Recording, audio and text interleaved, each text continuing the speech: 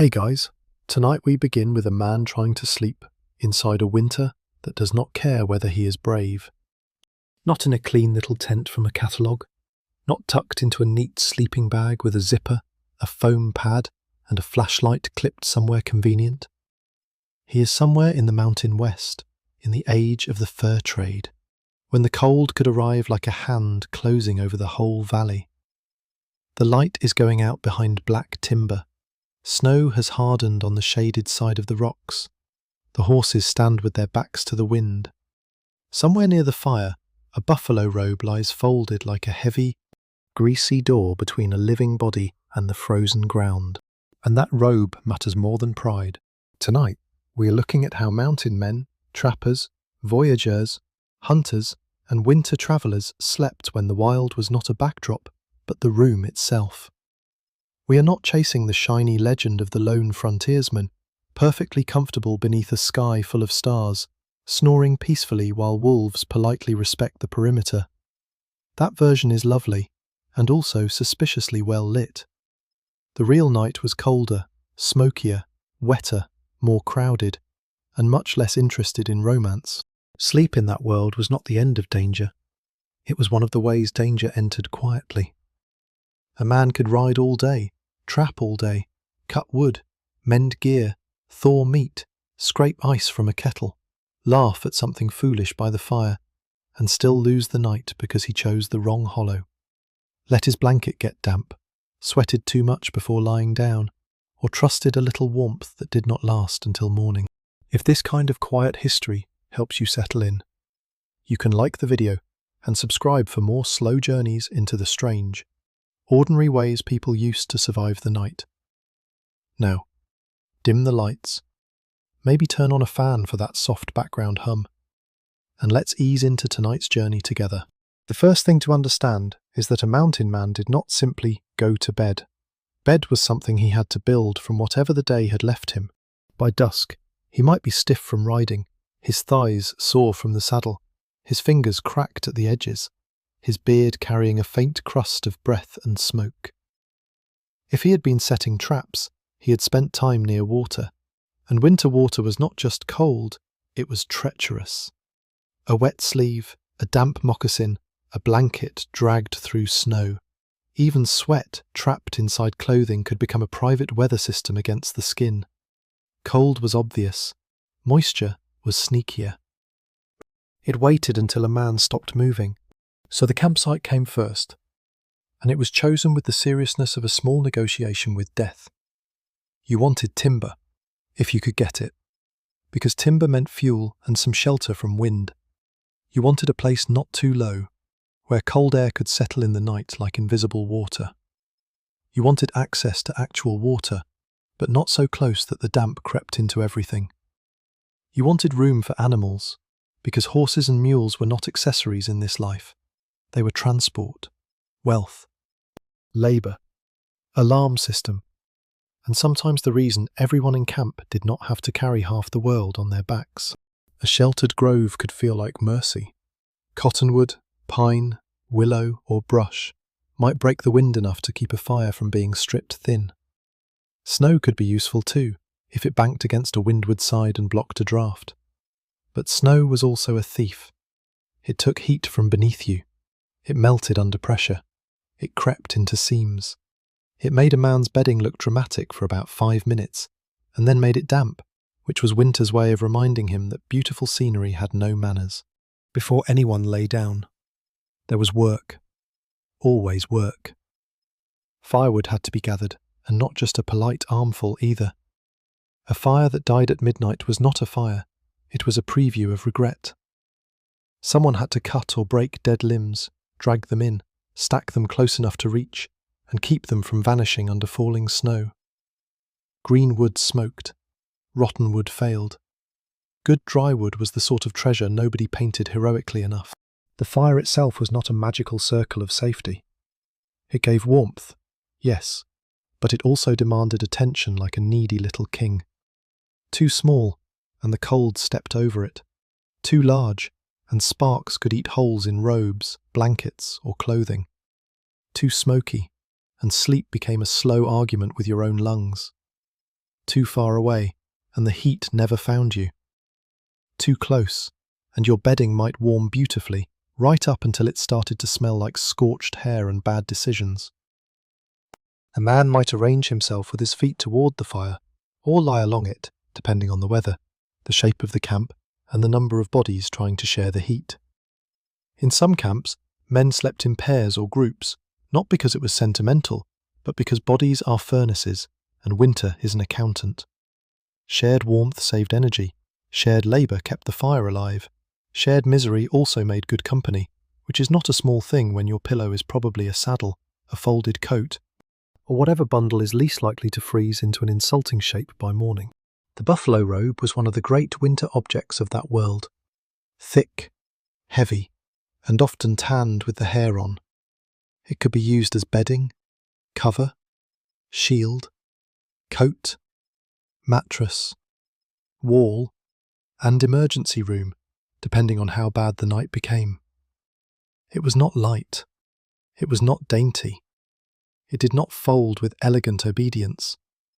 It carried smells, animal fat, smoke, weather, old sweat, the faint sourness of hard travel. But when the cold came down, elegance was unemployed. Warmth had the job. A robe might go hair side in or hair side out, depending on use, condition, and preference. A blanket might be added, often wool if a man had one, traded through the vast networks that tied the mountains to merchants, posts, river towns, indigenous communities, and distant mills. Nothing in that bedroll was truly simple. A wool blanket on the frozen ground carried a whole economy inside it. A robe did too. So did the metal kettle near the fire, the gun close at hand, the knife, the spare moccasins, the strip of rawhide, the bit of tobacco, the small pouch of whatever a man could not afford to lose in the dark. And underneath all of it was the ground. The ground was the enemy that did not need to move. If a man lay directly on frozen earth, the cold did not attack dramatically. It just borrowed his warmth and did not return it. So he tried to make a layer. Pine boughs, dry grass, brush, willow, anything that lifted the body a little and trapped air could help. The smartest thing about such a bed was that it did not look smart. It simply worked. A few inches of dry branches could mean the difference between stiff discomfort and real danger. But dry was the word that mattered. Dry boughs, dry robe, dry socks if he was lucky, dry powder, dry tinder, dry inner layers. Winter survival was partly the art of protecting dryness as if it were money. A man could be tough, experienced, armed, and proud, and still be humbled by one wet blanket. Nature did not care whether he had once fought a bear in a story told 3 times larger at a trading post. Wet wool cared even less. So before sleep, there was fussing. Not delicate fussing, but practical fussing. Shake off snow, turn the robe, warm the feet, steam the moccasins near the fire, but not so near they hardened, shrank, smoked, or became a small leather tragedy. Loosen anything that cut circulation. Keep weapons close enough to reach, though not in the theatrical way paintings preferred. Protect food from animals if there was food. Listen to the horses, listen to the wind, listen to the men who had gone quiet, because quiet in camp could mean peace, exhaustion, bad weather thinking, or someone realizing a mistake too late. By the time the man finally lowered himself into the robe, the night had already taken shape around him. The fire snapped softly. Smoke slid sideways when the wind shifted. Snow on the branches held the last blue of evening for a little while, then lost it. The robe accepted his weight with a slow, heavy fold. It may have smelled unpleasant by modern bedroom standards, but modern bedroom standards were not invited. He drew the cover close around his shoulders, leaving space enough to breathe. Too tight, and damp breath could collect. Too open, and the cold found his neck. Somewhere beyond the firelight, the dark looked complete. But inside the robe, in that small hollow of trapped warmth, there was a brief human victory. Not comfort exactly, not safety exactly, but a pocket of survivable dark. And for a little while, that was enough. The warmth inside that small hollow did not arrive all at once. It gathered slowly, almost reluctantly, from the man's own body. At first the robe was only heavy. It pressed against his knees and shoulders, stiff where frost had touched the edges, smelling of smoke and old animal life. Then, after a few careful breaths, the space near his chest softened by a degree or two. The wool under him stopped feeling quite so hostile. His hands, tucked close, began to remember they belonged to a living person. This was one of the quieter truths of winter sleep. The bed did not warm the man warmed the bed. And the bed tried, imperfectly, to hold the gift. That is why the first minutes mattered. If he entered the robe chilled to the bone, with wet feet, damp leggings, and fingers already clumsy, the night began badly. If he had managed to eat something, dry himself a little, and lie down before exhaustion turned into shaking, he had better odds. Not comfort, exactly. Comfort was a rich word out there, but odds. The body was a camp all its own. It had stores to spend and limits it did not announce politely. A mountain man could seem tough in the telling, and many were extremely practiced at enduring misery. But the body still obeyed old rules. It needed fuel, it needed circulation, it needed sleep, it needed skin kept whole and feet kept useful. Frontier stories loved the man who could laugh at hardship, but hardship had a dull little ledger, and it entered every cold hour whether he joked or not. So, before sleep, food mattered more than a modern listener might expect. A full belly did not make a winter night safe, but it gave the body something to burn. Meat, if there was meat. Dried meat, fresh game, pemmican, a little flour, beans at a post, coffee if the party had it.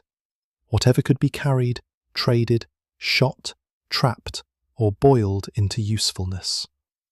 The fur trade world was not a clean line between wilderness and civilization. It was a web of posts, rivers, native trade routes, seasonal rendezvous, debts, credit, kinship, language, and hunger. A man sleeping in a robe beside a smoky fire might look like pure independence, but much of what kept him alive had passed through many hands. Even the robe was part of that web. The buffalo did not become bedding by magic. Someone had hunted, skinned, stretched, dressed, traded, carried, bought, lost, gambled, repaired, or stolen such things. Some robes came through indigenous labour and knowledge that frontier legend often borrowed without properly naming. Some were acquired in trade.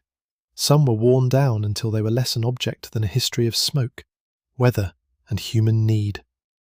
When a man drew one over himself, he was not wrapping himself in pure individualism.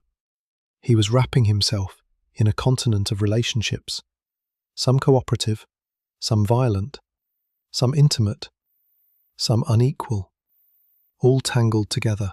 The old heroic picture leaves most of that out because it prefers the clean outline of one man and one mountain. Real survival was messier and more interesting. A man might know how to make camp because another man taught him, who learned from a native wife, a Métis relative, a French-speaking voyageur, an older trapper, an enemy he watched carefully, or a winter that punished him until he finally understood. Knowledge moved like fire from stick to stick, sometimes generously, sometimes under pressure, sometimes because ignorance had already cost someone dearly. Inside the robe, the sleeper carried all of that without thinking about it. What he thought about, if he was still awake, might be simpler.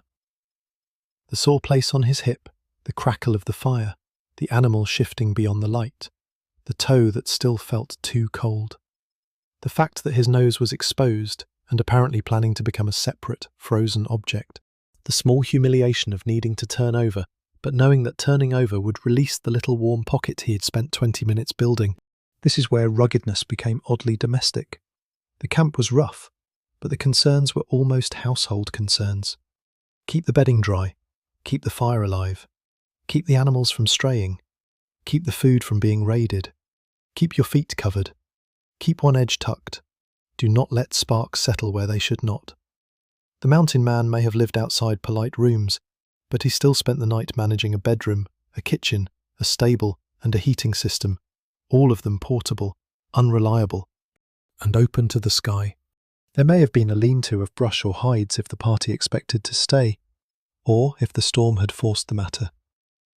A simple shelter could be made from poles, branches, hides, blankets, or canvas when available. Not a charming little cabin, not the cosy triangle tent that appears in children's illustrations, but a slant of material catching smoke, throwing back some heat, and reducing wind enough to make the difference between misery and true danger. If snow was deep, men could use its banks and drifts as walls. If timber was scarce, the night became harder. On open plains or high exposed ground, there was no grand philosophy to replace shelter. There was only wind, and wind could turn cold from a condition into an assault. Wind changed the whole meaning of sleep.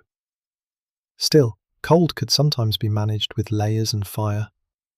Moving cold searched. It went under blankets, through seams, around collars, into sleeves, between robe edges. It found the place where a man had been careless or unlucky. It made the fire lean away. It stole heat from exposed skin. It turned a normal breath into a little plume that vanished before anyone could admire it. And if there was humour in camp, it was probably the tired kind, someone grumbling at the wind as if it were a bad-tempered landlord who had raised the rent after sunset. A man might pull his hat low or wrap a blanket around his head while leaving enough space to breathe. He might tuck his coat beneath him, use a saddle as a windbreak, pile gear on one side, or sleep with his boots close enough that they did not become useless blocks by morning. In some conditions, he might keep moccasins or footwear under the robe, not because this made for refined sleeping arrangements, but because frozen footwear before dawn was one of those small disasters that could ruin an entire day before it began. Feet were everything. This is not glamorous, which is how you know it matters. Cold feet could steal sleep. Wet feet could invite injury. Bad feet could slow travel, delay trapping, make hunting difficult, or turn a man into a burden on the party. In a life where movement meant food, trade, escape, and survival, the humble foot had more strategic importance than many famous rifles. A man might boast about marksmanship, but he survived on circulation, so he listened to his feet in the dark. That sounds strange until you imagine lying still enough that every sensation becomes news. A little warmth returning to the toes, a sting in the heel, a damp patch at the ankle, a numbness that had gone on too long. Sleep came in pieces around these messages, not the clean fall into unconsciousness promised by modern pillows and white sheets, but a drifting, surfacing, adjusting kind of rest. Turn toward the fire. Turn away from smoke. Tuck the robe again. Wake because someone rose to feed the flames. Wake because a horse snorted. Wake because snow slid from a branch with a soft thump that sounded much larger in the dark. The night enlarged small sounds. Leather creaked. A coal collapsed. A man coughed in his blanket. Somewhere in the trees, cold wood cracked with a report sharp enough to make the half-asleep mind invent trouble. The animals heard more than the men did, and the men knew it. A horse lifting its head could send attention moving through camp without anyone speaking. Not every sound meant danger. Most did not. But winter travel trained people to respect the first small warning, because the wilderness rarely announced its plans in a clear voice. And yet, for all this, there were moments of deep quiet, the kind that made the fire seem like the only clock left in the world. The robe warmed, the smoke found a steady path. The men settled into their separate bundles, each one a low shape beside the coals. Above them, if the sky was clear, the stars could look painfully bright. Not romantic so much as indifferent, set into a cold so clean it seemed to ring. A modern viewer might call it beautiful. A tired trapper might have agreed in the morning. At midnight, with one shoulder cold and one eye watering from smoke, beauty was probably asked to wait its turn. Sleep, when it came, was not surrender. It was a guarded truce. The body lowered its guard because it had to, while the camp arranged little defences around it: fire, robe, boughs, companions, animals, weapons, habit, and the memory of previous mistakes. The man did not defeat winter. He negotiated a few hours inside it, and somewhere between the red coals and the stiff stars, the great myth of the mountain man becomes smaller, and therefore more human. He is not a statue of wilderness courage. He is a tired worker under a robe, trying to keep his socks dry, his fire fed, his body warm, and his mind calm enough to sleep before the cold asks another question. That question in the cold could be very small, not a grand test of courage, not a duel with a bear, not the kind of frontier moment that later storytellers like to stretch beside a stove. It might be nothing more than a patch of damp cloth at the knee, a coal rolling out of the fire, a shift in the wind that filled the sleeping place with smoke, or the slow realization that the warmth under the robe was not growing anymore. It was thinning. A man might come half awake without knowing why. His eyes would open into darkness. For a few seconds he would not move. That was common enough in cold weather, because movement was expensive. Every turn let cold air enter. Every adjustment disturbed the little weather he had made around his body. So he would lie there, listening first. The fire had a language. A lively fire spoke in snaps, little sighs, the dry ticking of burning wood. A dying fire settled into quieter noises, the small crumble of coals, the faint hiss when snow or damp bark touched heat. An experienced sleeper could hear the difference without sitting up. He could also feel it. Heat from the fire touched one side of the body unevenly. The face, the knees, the boots, if they were near enough, all took their share. When the fire sank too low, the cold returned first to the exposed edges, nose, shoulder, hip, the place where the robe had loosened. Then came the decision: ignore it and hope someone else rose, or crawl out. There is a special unfairness in being the person who has to leave a warm robe to save the warmth. The body, having worked all evening to build its small pocket of comfort, would object. The hand would come out first and regret everything. The arm would follow. The man might mutter something that history, out of mercy, did not preserve. Then he would sit up, feeling the cold slide down the back of his neck as if it had been waiting there with official business. Feeding the fire at night was not always dramatic, but it was one of the central labours of winter sleep. If the party had planned well, fuel lay close by. If not, someone had to stumble into darkness, find wood by feel or memory, and drag it back under a sky so cold that sound seemed sharpened. Snow could hide branches, frost could make everything brittle, gloves or mittens might be clumsy. Bare fingers worked better for a moment, then punished the man for his ambition.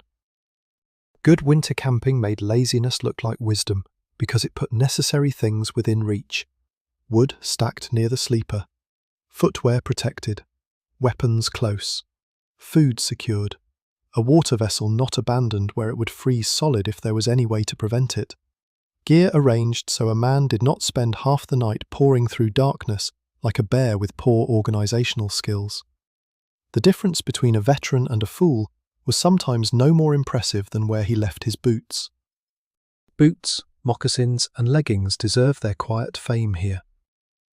The popular picture of mountain men often begins with rifles and ends with beards, but winter survival spent a surprising amount of time below the knee. Many men in the Rocky Mountain fur trade wore moccasins, sometimes adapted to local conditions, sometimes made or repaired in camp, sometimes lined or layered when the weather demanded it. Footwear could be more comfortable for riding and moving than stiff boots, but it also needed care, snow, water, and hard use wore-through materials. A torn seam could become a serious problem. A wet moccasin could freeze into a shape that mocked the foot it was supposed to serve. So a man might sleep with spare footwear close, or tucked where body heat could protect it. He might dry damp items near the fire with great caution, turning them, watching them, knowing that leather could be ruined by too much heat. There was comedy in this, if one had the strength to appreciate it. A man who could cross icy rivers and ride through storms still had to babysit a pair of smoking moccasins like a nervous parent. The danger was that sleep made everyone careless. Exhaustion did not negotiate.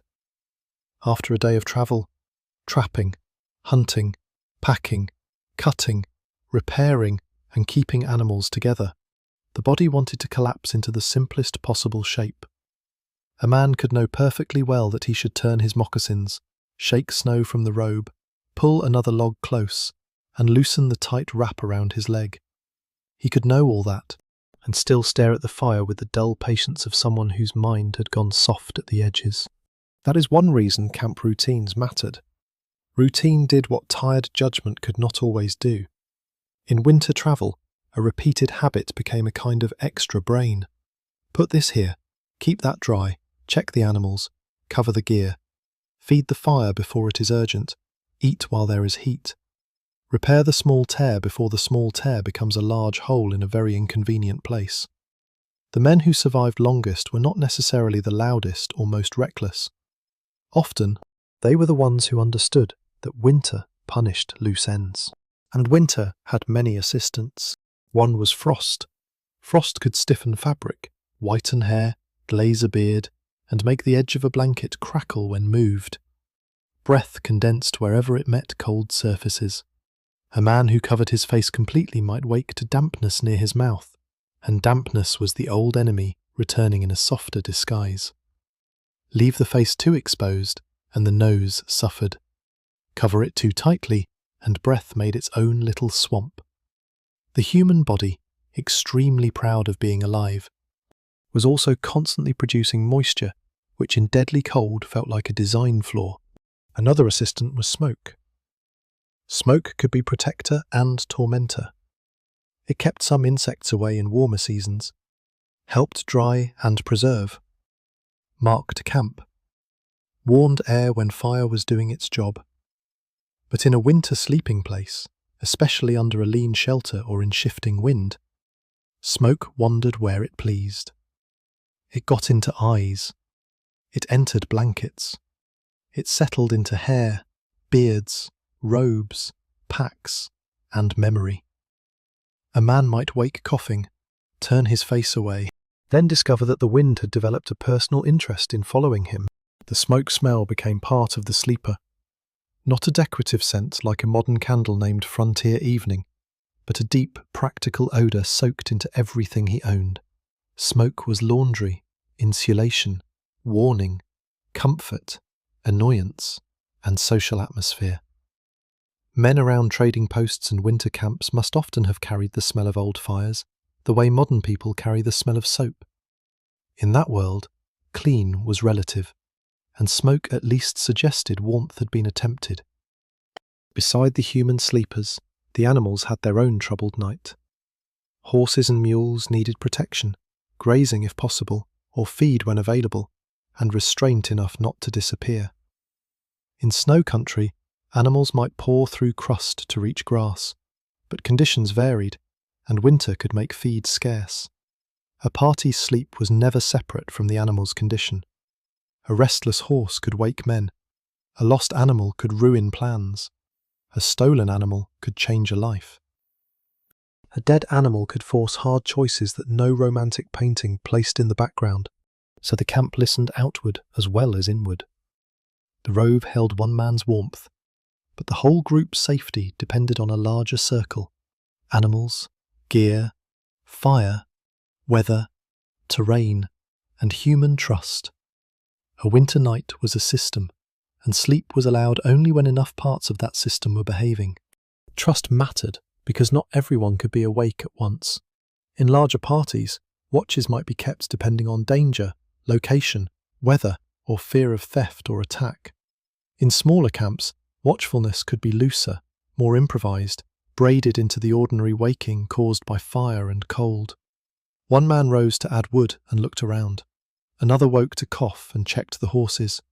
Someone listened longer than necessary because the night sounded wrong, though he could not have explained the difference. Survival did not always arrive as a heroic act. Sometimes it came as a man lying still for 10 extra seconds because one sound did not belong. The robe, meanwhile, waited for his return. If he had crawled out to feed the fire, the warmth inside it had begun to leak away. He came back quickly if he could, lifting the edge, sliding in with the awkward care of someone entering a fragile arrangement. Cold clothing touched warmed cloth. The pocket had to be rebuilt. He tucked the edges again, drew his knees slightly, tried not to let his damp breath vanish under the cover, and waited for the body's furnace to begin the work all over. This is the part that makes winter sleep feel less like sleep and more like repeated negotiation. The man did not lie down once. In a sense, he had to keep earning the bed through the night. Every waking, every adjustment, every little repair kept the boundary in place. On one side of that boundary was the living body. On the other side was a continent of cold pressing quietly against fur, wool, wood smoke, and habit. Sometimes, after the fire had been fed and the robe had been sealed again around the shoulders, the hardest part was not staying warm. It was staying still. The body wanted to curl into itself. The knees drew up, the shoulders rounded, the hands disappeared into sleeves, under arms, between thighs, anywhere heat might be hiding. This shape was ancient and sensible, but it could also become a trap. Stay folded too long on the frozen ground, and one hip began to ache. One arm went numb. A shoulder pressed into a knot beneath the bedding. A rib complained. The human body had not been designed with buffalo robes and pine bough mattresses as its highest luxury, though it did its best to appear grateful. A man might turn carefully, inch by inch, trying to move without opening the robe to the night. This was a small performance of patience. Lift the edge too high, and cold rushed in. Roll too quickly, and snow from the outer fold slipped down toward the neck, which was one of the little betrayals that made a person reconsider every decision since birth. Move too slowly, and the ache in the hip became the center of the universe. There was no perfect answer. There was only the least foolish answer available in that minute. This mattered because winter sleep was not deep in the way modern sleep can be deep. It was often layered. A man might sink down for a while, then rise part way to the surface, then drift again. The night did not let him vanish completely. It kept tapping his shoulder with weather, smoke, animals, cold feet, and the vague sense that something had changed. Even when nothing was wrong, the body knew that something could be wrong soon. Fatigue helped, but fatigue was not kindness. After hard travel, a man could sleep through discomfort that would normally wake him. That might sound useful, until you remember that discomfort was sometimes a warning. Too much exhaustion could make a person careless with fire, wet clothing, frost, or the animals. In winter, the body's need for rest could pull against the body's need to remain aware. Sleep was medicine and vulnerability at the same time. A trapper in the Rocky Mountain fur trade might have spent the day in work that was repetitive, wet, and awkward rather than grand. Checking traps along streams, breaking ice, handling metal with cold fingers, skinning, packing, walking, riding, gathering fuel. There was a rhythm to it, but not an easy one.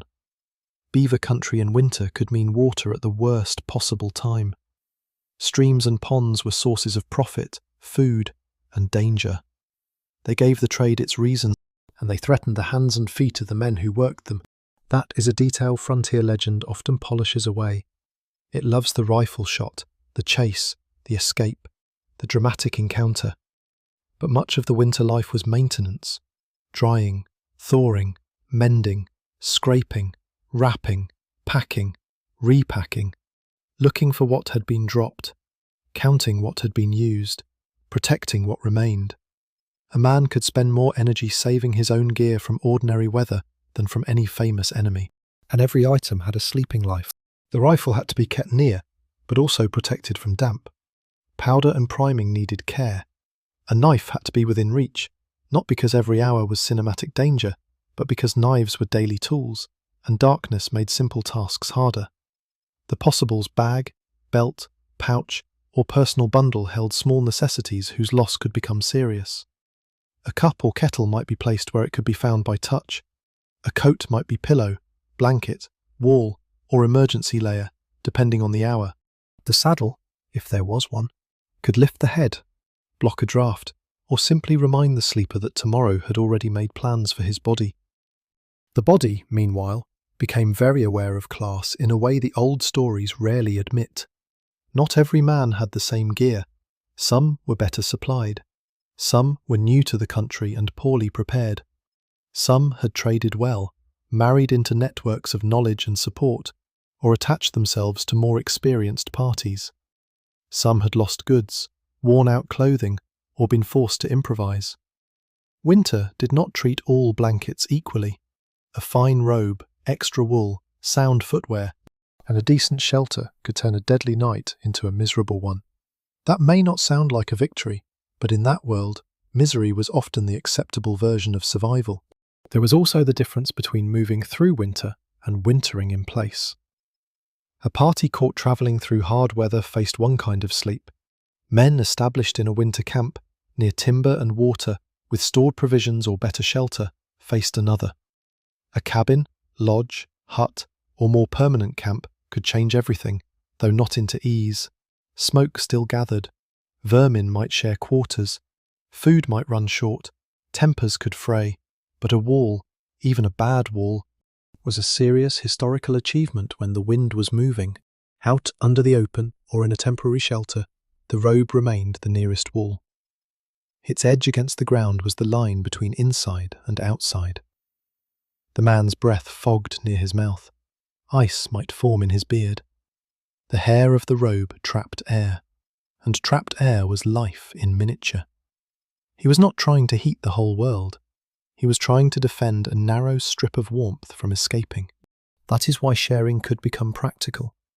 Two men under overlapping robes or blankets, close to the same fire, could conserve heat better than one man alone. The romance of solitude fades quickly when the cold starts doing arithmetic. Frontier masculinity, in later retellings, often preferred men separate, silent, and invincible. Actual winter preferred cooperation. Someone had to gather wood. Someone had to watch animals. Someone had to know the route. Someone had to wake when the fire lowered. Someone had to notice when a man's shivering stopped being ordinary. Shivering itself was a message. At first, it could mean the body was fighting, burning energy to make heat. Annoying, yes, but useful. A man shaking under a robe might curse the cold and still be inside the ordinary range of misery. But severe cold, exhaustion, and wetness could push the body beyond that simple defense. Historical accounts sometimes describe men suffering terribly from exposure, and although the language of older sources can be rough or imprecise, the pattern is familiar enough. Confusion, weakness, clumsiness, a dangerous desire to stop moving, and the terrible narrowing of judgment. The narration must be gentle here, because the people who faced such conditions were not props for drama. They were human beings whose mistakes often happened under pressure most comfortable readers have never known. A man who made a bad winter decision might not be stupid. He might be hungry, sleep-deprived, wet, under-equipped, injured, lost, grieving, proud, embarrassed, or simply out of choices. Cold makes philosophers of no one. It reduces the world to the next practical act. Pull the robe closer. Add wood. Rub the feet. Wake the other man. Shift the saddle. Turn the moccasins. Listen again. The dark hours stretched differently from daylight. During the day, a person could measure progress by miles, traps, animals, tasks. Smoke rising from a camp ahead, a river crossing completed. At night, progress became smaller. One more hour with the fire alive. One more hour without snow soaking through. One more hour in which the horses stayed near. One more hour in which the toes still hurt, because hurting was, at least, a form of news. And then, somewhere in the long middle of the night, the camp might settle into a rough balance.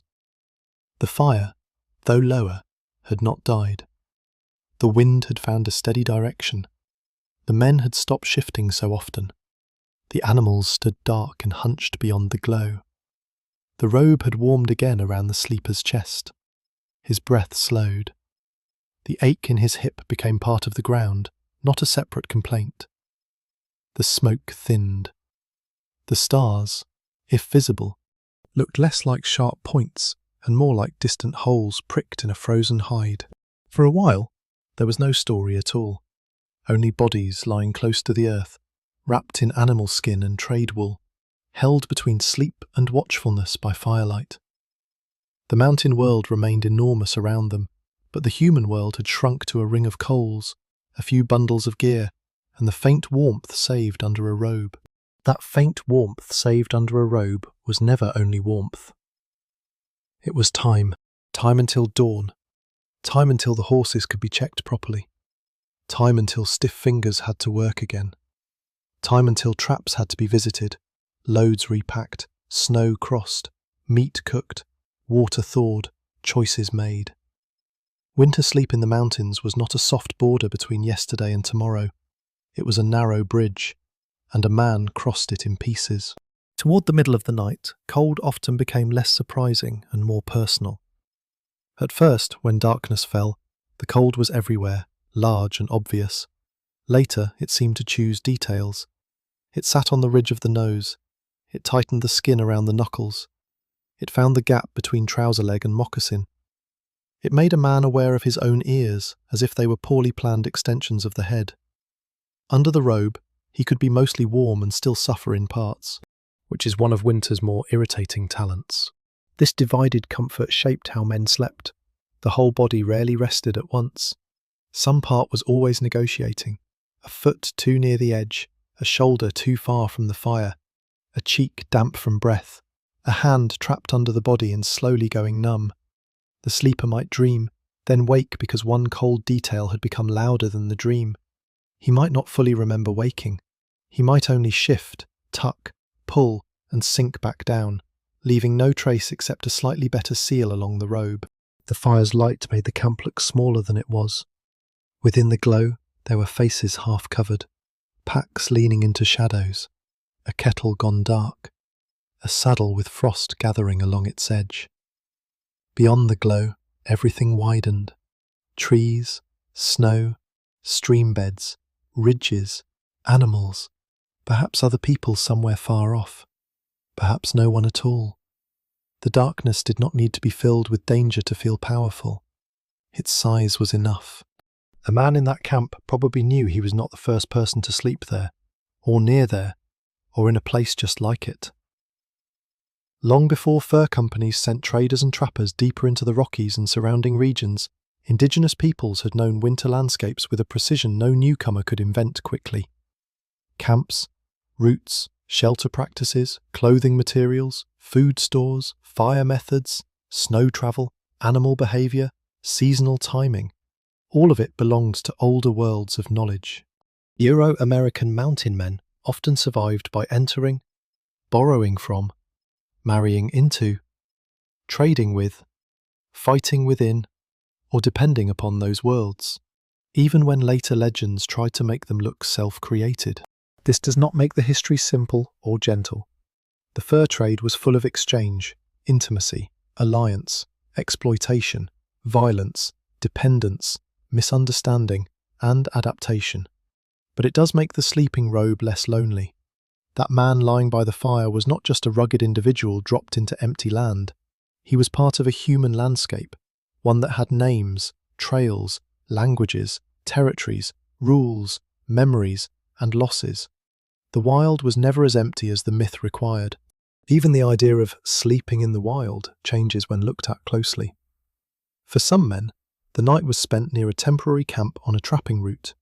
For others, winter sleep might happen in a trading post, a rough cabin, a lodge, a native household, a mixed community, or a more settled wintering place. The open-air night is vivid, and it did happen, but it was not the only pattern. Mountain life moved between exposure and shelter, solitude and crowded rooms, hunger and feasting, silence and multilingual camp noise. The bed under the stars was only one scene in a much larger winter. Still, the open camp tells us something that a warmer room hides. It shows the raw mechanics of rest. In a house, walls perform miracles so quietly that people stop noticing them. A wall blocks wind. A roof keeps snow off bedding. A floor separates the body from earth. A chimney negotiates with smoke. A door makes darkness feel less endless. In the winter camp, each of those jobs had to be done badly, temporarily, and by hand. A robe became a wall. Brush became a roof. Boughs became a floor. The shifting column of smoke became a chimney with commitment issues. The sleeper became his own door, holding the edges closed. A lean shelter could improve this fragile architecture if poles could be cut and brush layered, or hides and blankets angled toward the fire. Heat might be reflected back toward the sleepers. This was less about building a charming wilderness cottage and more about persuading warm air to linger before escaping into the universe. A low shelter could make smoke miserable if poorly arranged, but it could also break the wind enough to change the entire night. The difference between wind hitting the face directly and wind passing above or around the sleeping place could be the difference between rest and constant waking. Snow shelters and snowbanks could also help, depending on conditions, though not every mountain man was expertly building neat snow houses like a survival manual illustration. More often, snow functioned as barrier, burden, and warning. A drift against brush might block wind. Snow piled near a sleeping area might insulate, but snow on bedding was trouble. Snow melting into clothing was worse. Snow hiding a wet place underfoot was a little joke told by the landscape in very poor taste. Moisture remained the secret villain. That was the midwinter lesson repeated in 100 practical ways. Cold air alone could be endured for a time if the body had food, layers, shelter, and dry insulation. But wetness stole the usefulness of almost everything. Wet wool was heavy, wet leather stiffened and froze, wet feet invited misery. Wet bedding stopped being a bed and became a cold argument wrapped around the body. Sweat was especially insulting because it came from within, as if the body had decided to help winter from the inside. A man travelling in cold weather had to manage effort carefully, work too hard in heavy clothing, and sweat gathered. Stop afterward, and that sweat cooled. Remove layers too late, and the damage was done. Remove them too early, and the cold punished you directly. It was not always possible to get this right. Men carrying loads, breaking trail, cutting wood, or handling animals could become overheated and chilled in the same hour. The body that needed warmth also produced the wetness that could betray warmth. Winter survival was full of such unfair little contradictions. This is why the sleeping place began before bedtime. It began during the day, with how clothing was worn, how rivers were crossed, how snow was brushed away, how carefully a man kept spare items wrapped, how quickly damp gear was dried when fire appeared. By the time he lay down, he was living with decisions made hours earlier. A dry robe at night might depend on a careful hand at noon. Warm feet after midnight might depend on whether someone had taken 10 dull minutes to repair a seam before sunset. There is something deeply unglamorous and deeply human in that. Most survival was not one magnificent choice. It was many small chores refusing to become disasters. A man who survived a deadly winter night may have done so not because he was fearless, but because he was fussy in the right ways. He kept snow out of his bedding. He stacked extra wood. He noticed wet socks. He placed his gear where he could find it. He accepted the wisdom of older travellers. He did not waste the last light pretending details were beneath him. By the fire, those details settled around the sleeping men like another set of blankets. The camp looked rough, but it contained memory. A certain log placed close because last night the fire died too low. A robe folded differently because last week smoke collected under the edge. A kettle set on its side because water had frozen and split something once before. a pair of moccasins tucked where they would not vanish under snow. Each arrangement was a little scar made useful. The sleeper might not have thought of it that way. He may have thought only of the cold, the work waiting, the ache in his knees, the slow comfort returning under the robe. But history often hides inside habits too ordinary to announce themselves. The way a man slept in a deadly winter was the sum of trade, geography, native knowledge, personal failure, animal labour, material culture, hunger, memory, and the stubborn desire to wake again. And beneath all that, almost tenderly, was the same simple act any tired person knows: drawing the cover closer when the night feels too large. The cover closer, the night larger, and the body caught between them. That was the shape of winter rest. By the hours before dawn, a camp could feel older than it had at sunset. The first energy of making shelter had burned away. The ordinary jokes had gone quiet. The fire had settled into its working age, less flame now, more coal, steady heat under a skin of ash. Men who had seemed awake only minutes before had disappeared into low shapes on the ground. A horse shifted, and its hooves made a dull sound in packed snow. Leather creaked somewhere outside the circle of light. Above everything, the cold held still, as if it too were listening. This was often the coldest feeling part of the night, not always because the air had reached its lowest point, but because the human body had spent so much of its strength already. The man under the robe had been feeding heat into that little shelter for hours. He had woken, turned, tucked, listened, perhaps risen once or twice. He had burned through the meal in his belly. His muscles had cooled after the day's work. His mind had lost the bright edge it carried at dusk. Cold that could be fought at supper could feel heavier when the world was dark and morning had not yet made a promise. And in those hours, dreams could become strange. Not poetic dreams, necessarily. More often the confused scraps of an exhausted working life. A creek that would not freeze. A trap chain tangled forever. A horse that kept walking away no matter how many times it was tied.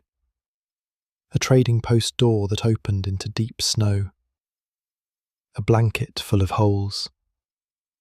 A kettle that boiled without warming anything. Sleep in hardship does not always give escape. Sometimes it simply rearranges the day's problems in a darker room. A man might dream of warmth and wake colder for it. He might imagine a stove, a cabin wall, a woman's voice, a crowded room, a bowl of something hot. Then open his eyes to smoke, coals, and the black underside of his own robe. Memory could be cruel in winter. It brought warmer places close enough to feel, then handed the body back to frozen ground. Yet even that longing tells us something important. The mountain man was not a creature made entirely of wilderness. Many had known towns, farms, settlements, riverboats, military posts, trading houses, indigenous lodges, mixed households, mission stations, or family rooms before they became figures in the mountain story. Some were young men chasing wages, adventure, escape, debt relief, status, or a version of freedom. Some were skilled workers in a hard economy. Some were already tied by marriage and kinship into native and métis communities. Some moved between languages and worlds. The famous silhouette with a fur cap hides a lot of ordinary human homesickness. And winter sleep could bring that homesickness to the surface, because night removed the performance. Around the daytime fire, a man might brag, curse, trade, argue, tell a story too large to fit inside the facts, or pretend that misery was simply part of the joke. Under the robe, with one shoulder aching and frost gathering at the edge of his breath, he was only a body trying to last until light. Pride had less room there. The fur trade rewarded a certain toughness, but it also created a mythology that later generations polished until the human fingerprints nearly vanished. Mountain men became symbols of freedom, manhood, wilderness skill, and American expansion. Some of that skill was real, Some of the courage was real. Some of the danger was real. But symbols do not have cold toes. Symbols do not wake in the dark wondering whether their moccasins have frozen. Symbols do not have to decide if they are hungry enough to chew half-frozen meat before dawn. The real men did. A winter camp was also a workplace that matters. Sleeping outdoors was not a recreational challenge performed for self-discovery. It was part of labour. The beaver robe, the plough, the pack animal, the company account, the debt at a post, the market for hats somewhere unimaginably far away. All of these were present in the cold.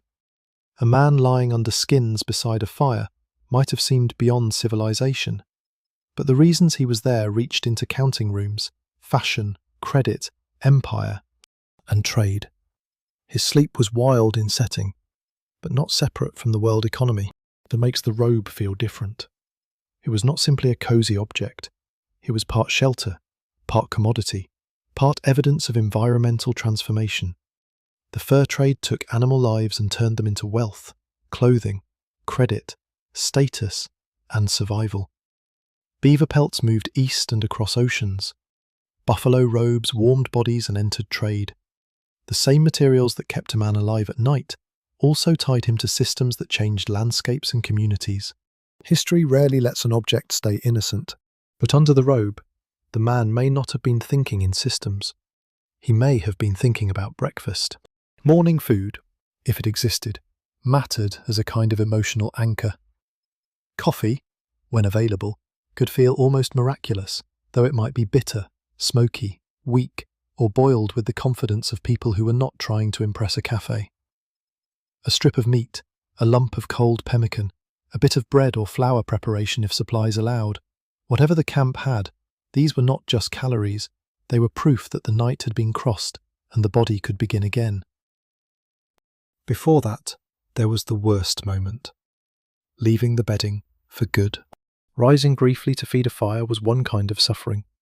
Rising because the day had begun was another. The robe that had seemed barely adequate at midnight now became, by comparison, a palace. The world outside it felt unreasonable. The first hand emerged and found air that had learned nothing about mercy. The face followed. The man sat up slowly, not from spiritual contemplation, but because joints, cold, clothing, and sleep had formed a committee, and none of them was in a hurry. His hair might be stiff with frost and smoke. His beard might hold tiny crystals near the mouth. His eyes watered in the cold. His clothes smelled of the fire so deeply that smoke seemed less like an odour than a second fabric. The robe slid from his shoulders, and the warmed air he had saved all night vanished without gratitude. Then came the inspection. Feet first, always in spirit if not in order. Could he feel his toes? Were the moccasins dry enough? Had the leather stiffened badly? Had the socks, leggings or wraps held? A man might rub his feet, flex them, curse them, thank them, or ignore them with the dangerous optimism of someone already late. Hands next. Gear, fire, animals, weather. The camp became a list of necessary questions, none of them written down, all of them urgent. If snow had fallen in the night, everything wore a new surface. Packs rounded into white lumps. Firewood disappeared under soft edges. Tracks blurred. The world looked peaceful in the way only a landscape can look peaceful after creating extra work for everyone. Snow on a robe had to be shaken away before it melted. Snow near the fire turned to slush, then ice, then inconvenience. Snow in the folds of gear waited for the first careless hand. If the sky had cleared, the cold might be sharper, but the morning more navigable. Stars fading. A pale line behind ridges. Trees black against blue-grey light. The first smoke rising straighter if the wind had calmed. Men speaking in low voices, or not speaking at all. Morning talk in a winter camp could be brief because the body had not yet voted in favour of language. The animals had to be found, checked, brought close, saddled or loaded if travel was planned. A horse's condition after a harsh night could decide the pace of the day. A mule with trouble meant redistributed loads. Missing animals meant search. Frozen tack meant delay. In this life, a man did not wake into personal independence. he woke into obligations with hooves. The bed then had to disappear. That is one of the great differences between a house and a travelling winter camp. In a house, a bed remains. In the mountains, a bed was undone by morning. The robe was shaken, folded, packed, tied. Boughs might be left where they lay, ashes cooled, tracks crossed the sleeping place. The little room made in the night dissolved back into country. And that, perhaps, is the quietest achievement of all. Every night, if the party moved, men built a temporary border against winter. Every morning, they erased it and carried the useful parts away. Shelter became bundle. Bed became load. Home became something strapped behind a saddle, smelling of smoke, hair, wool, and the body that had survived inside it. Home became something strapped behind a saddle, but that did not mean home disappeared. It changed shape. For a mountain man in winter, home might be a robe folded tight, a tin cup, a knife with a familiar handle, a pouch kept close to the body, a pipe, a worn belt, a scrap of cloth, a repair awl, a little tobacco, a memory of someone far away, or the particular way he arranged his sleeping place when the light began to fail. Home was not always a building. Sometimes it was a pattern repeated against cold. The pattern mattered because winter made the world unstable. Weather could erase tracks. Snow could hide water. Ice could look stronger than it was. A good campsite at noon could become a miserable one by dark if the wind shifted. A stream that gave water also gave damp air. Timber that promised fuel also held snow waiting to drop from branches. Every choice had a second face, and the second face often appeared after a man had already committed to sleeping there. In that uncertainty, habit created a little order. A man might always place his rifle on the same side, always fold the robe a certain way, always tuck small goods under his head or inside a coat, always sleep with his feet angled toward the fire if the ground allowed it, always test the place under him for stones, roots, and hidden wetness before lying down. Though exhaustion sometimes made him less careful, and the ground never missed a chance to introduce itself later. These habits could seem almost superstitious from the outside, but in a hard winter camp, superstition and experience often wore similar coats. A man might not explain why he disliked a certain hollow, or why he wanted camp a little higher, or why he refused to trust a particular windbreak. Maybe he had learned from weather, maybe from another man's story, maybe from waking once in the wrong place with frost biting through the edge of his bedding. The wilderness educated people in a language of consequences. The landscape itself taught unevenly. A man from Missouri, Kentucky, Virginia, Canada, or the Great Lakes country did not arrive in the Rockies already fluent in high country winter. He might know cold, rivers, forests, horses, hunting, and rough sleeping, but mountain weather had its own grammar. Elevation changed the body's breath. Valleys held cold differently. Chinook winds could transform snow. Storms could build behind ridges like a thought forming where no one could see it. A sheltered place in one region might be foolish in another. Experience did not transfer perfectly. It had to be corrected by place. That correction could be humbling. The mountain man legend likes confidence. Real winter often preferred embarrassment. A proud newcomer might laugh at a cautious old hand until his bedding went damp, his feet froze in the morning, or his firewood ran out before the coldest hour. Then he learned that caution was not fear. It was memory with better manners. Some of the best winter knowledge was negative knowledge, knowing what not to do. Do not sleep in the lowest pocket if cold air is likely to settle there. Do not let wet gear freeze if there is any way to dry it. Do not trust one bright fire and no reserve wood. Do not sweat heavily right before stopping if you can help it. Do not leave leather too near flame. Do not pack snow into bedding by careless movement. Do not pretend that numbness is toughness. Do not confuse being tired of a problem with the problem being solved. The old journals and reminiscences of mountain life often mention suffering from cold, hunger, storms, and exhaustion, but they do not always pause over ordinary sleeping technique in the way a modern person might wish. People rarely record the full genius of everyday competence. They write about disasters, remarkable journeys, quarrels, trade, encounters, losses, and game.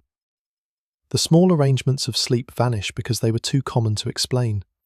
That silence is its own kind of evidence. The bed of boughs, the robe, the blanket, the fire, the careful drying of things, these belonged to the practical background of survival. So when we imagine the sleeping man, we have to work from scattered clues and material sense, not from one perfect manual. There was no single mountain man winter bed. There were many beds, built under different skies by men with different gear, different companions, different debts, different knowledge, and different luck. One slept under a robe near a cottonwood fire, another in a brush lean-to, another inside a rough cabin thick with smoke and men, another in a native lodge through marriage, trade, hospitality, or alliance. Another badly, dangerously, because weather caught him wrong. The differences matter because they keep the past human. The mountain men were not a uniform tribe of identical beards moving through identical snow. Some were young, some older, some French-speaking, English-speaking, Spanish-speaking, or moving among indigenous languages. Some had native wives and families. Some worked for companies. Some trapped as free men. Some were careful. Some were reckless. Some survived long enough to become storytellers, which is why their versions sometimes grew muscles after the fact.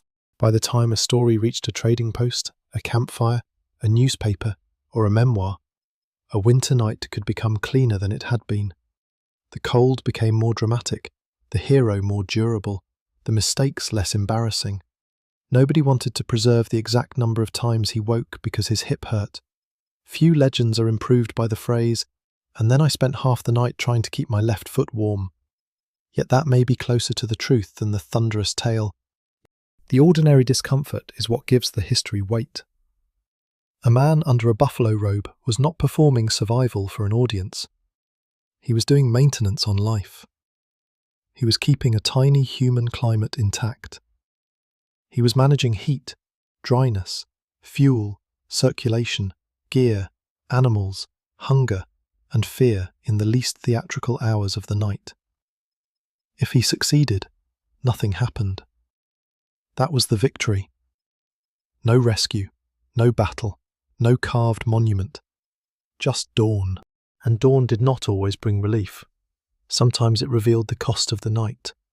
A blanket damp along one edge, a boot too stiff, a horse missing, wood nearly gone, a companion's face grey with fatigue, a storm still sitting over the valley. The daylight made problems visible, which is not the same as solving them. Other mornings were better. The fire still alive under ash, the animals close, the robe dry enough to pack, a little food left, the sky clearing, the snow crust firm enough for travel, or soft enough to read tracks. In those moments, the camp might feel almost lucky. Not comfortable, not easy, but lucky in the old sense. Things had not failed in the night. The man would rise into work because that was what waking meant. He might shake frost from the robe and watch it fall in pale dust. He might slap his arms across his chest to bring blood back into his hands. He might bend over the fire and coax flame from coals, feeding it dry splinters, bark, twigs, anything that would catch. His face would warm before the rest of him did. The front of his legs might heat while his back stayed cold. This unevenness was morning's first joke. If coffee was made, the smell changed the emotional weather of the camp. Even bad coffee could perform a miracle by being hot.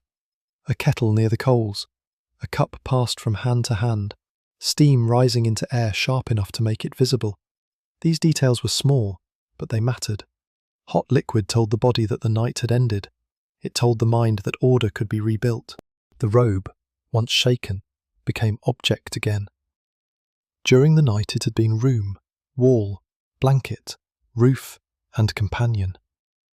In the morning it was gear, heavy, necessary, perhaps damp at the edges, perhaps stiff, perhaps shedding hairs, perhaps smelling of smoke so powerfully that it seemed to have its own memory. Rolled and tied, it lost its intimacy. It became part of the load. But the body remembered. The chest remembered the pocket of warmth. The knees remembered the curl. The shoulder remembered the hard place beneath the boughs. The nose remembered the exposed cold. The hands remembered the brief pain of leaving cover to feed the fire. A winter night did not always leave a scar, but it left instructions, and those instructions travelled forward into the next evening, when the light would lower again. The animals would turn their backs to the wind. The fire would have to be built, and a man would look at the ground with the quiet seriousness of someone choosing where his small portion of warmth would try to survive. The next evening did not begin as a new adventure. It began as a consequence. The same robe had to be unrolled again. The same hands had to search for dry wood. The same animals had to be placed, watched, and trusted. The same body that had risen stiffly in the morning now had to lower itself back toward frozen ground, carrying all the work of the day inside its joints. The mountains might look grand from a distance, but after several winter nights, grandeur became a place where a man's knees hurt. Repetition was part of the danger. One night of cold could sharpen attention. Many nights could dull it. At first, a man checked everything because the season still felt like an event.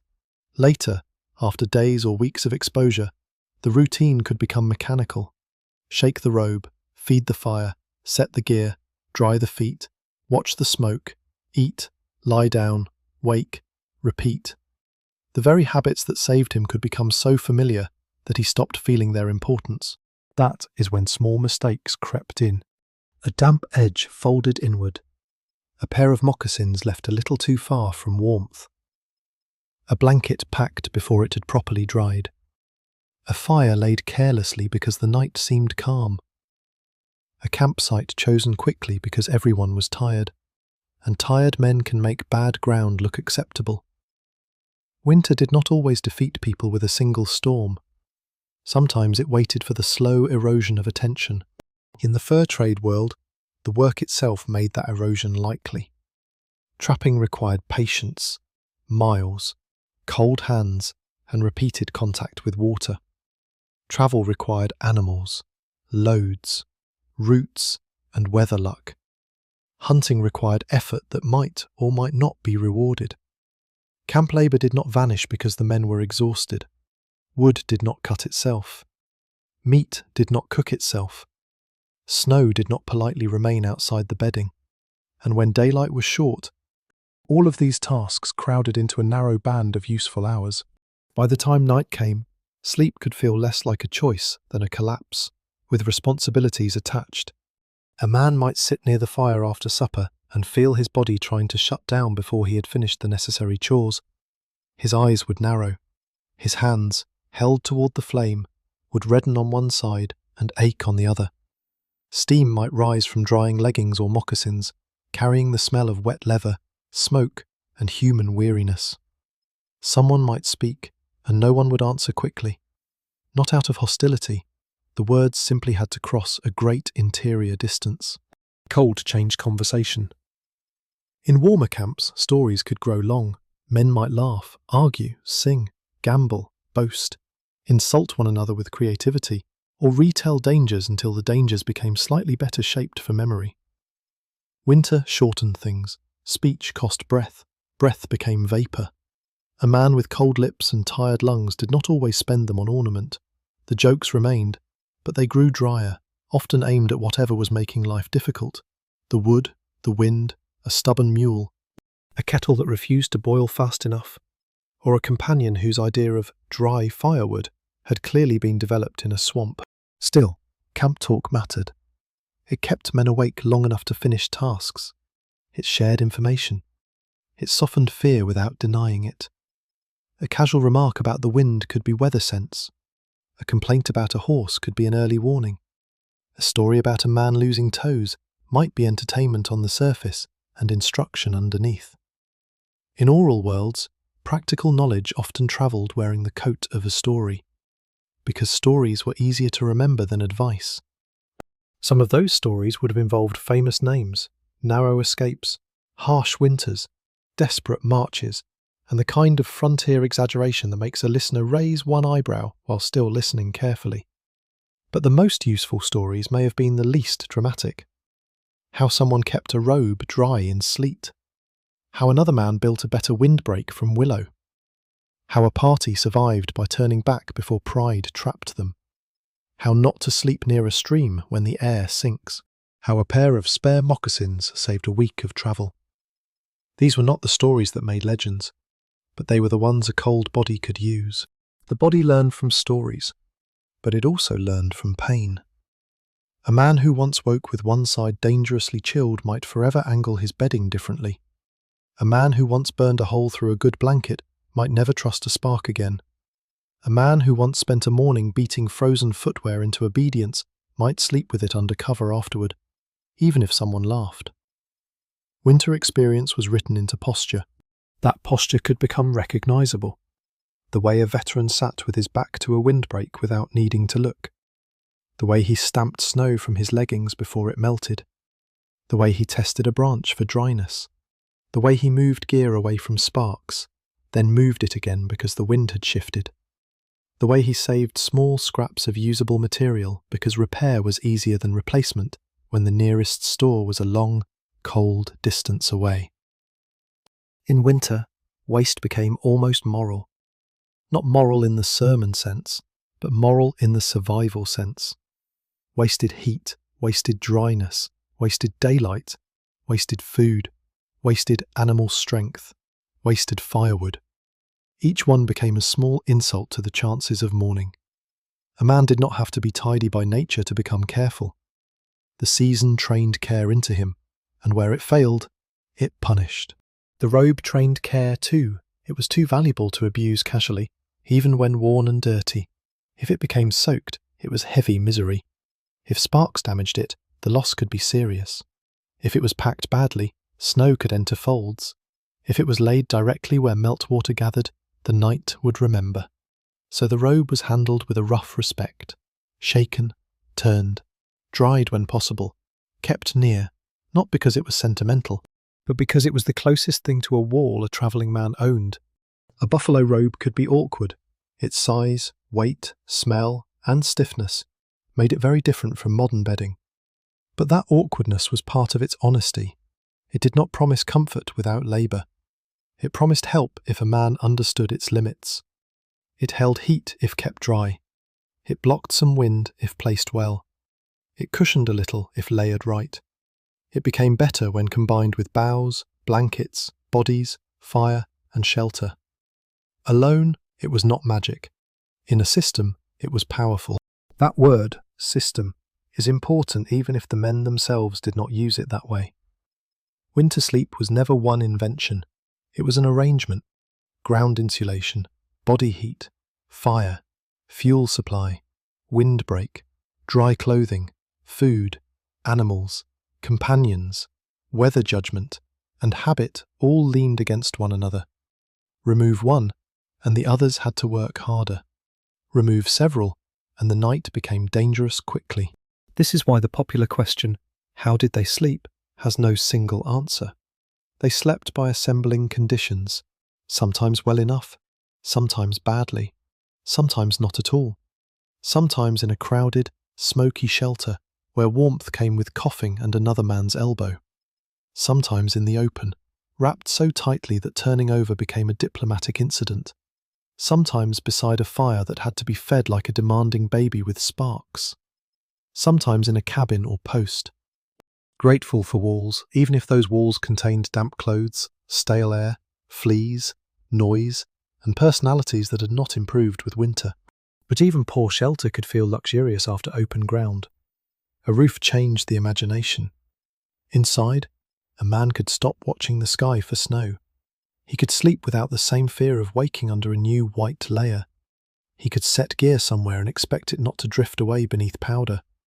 The fire, if there was a hearth or stove, behaved differently. Smoke might still be a problem, but at least it had a direction proposed to it.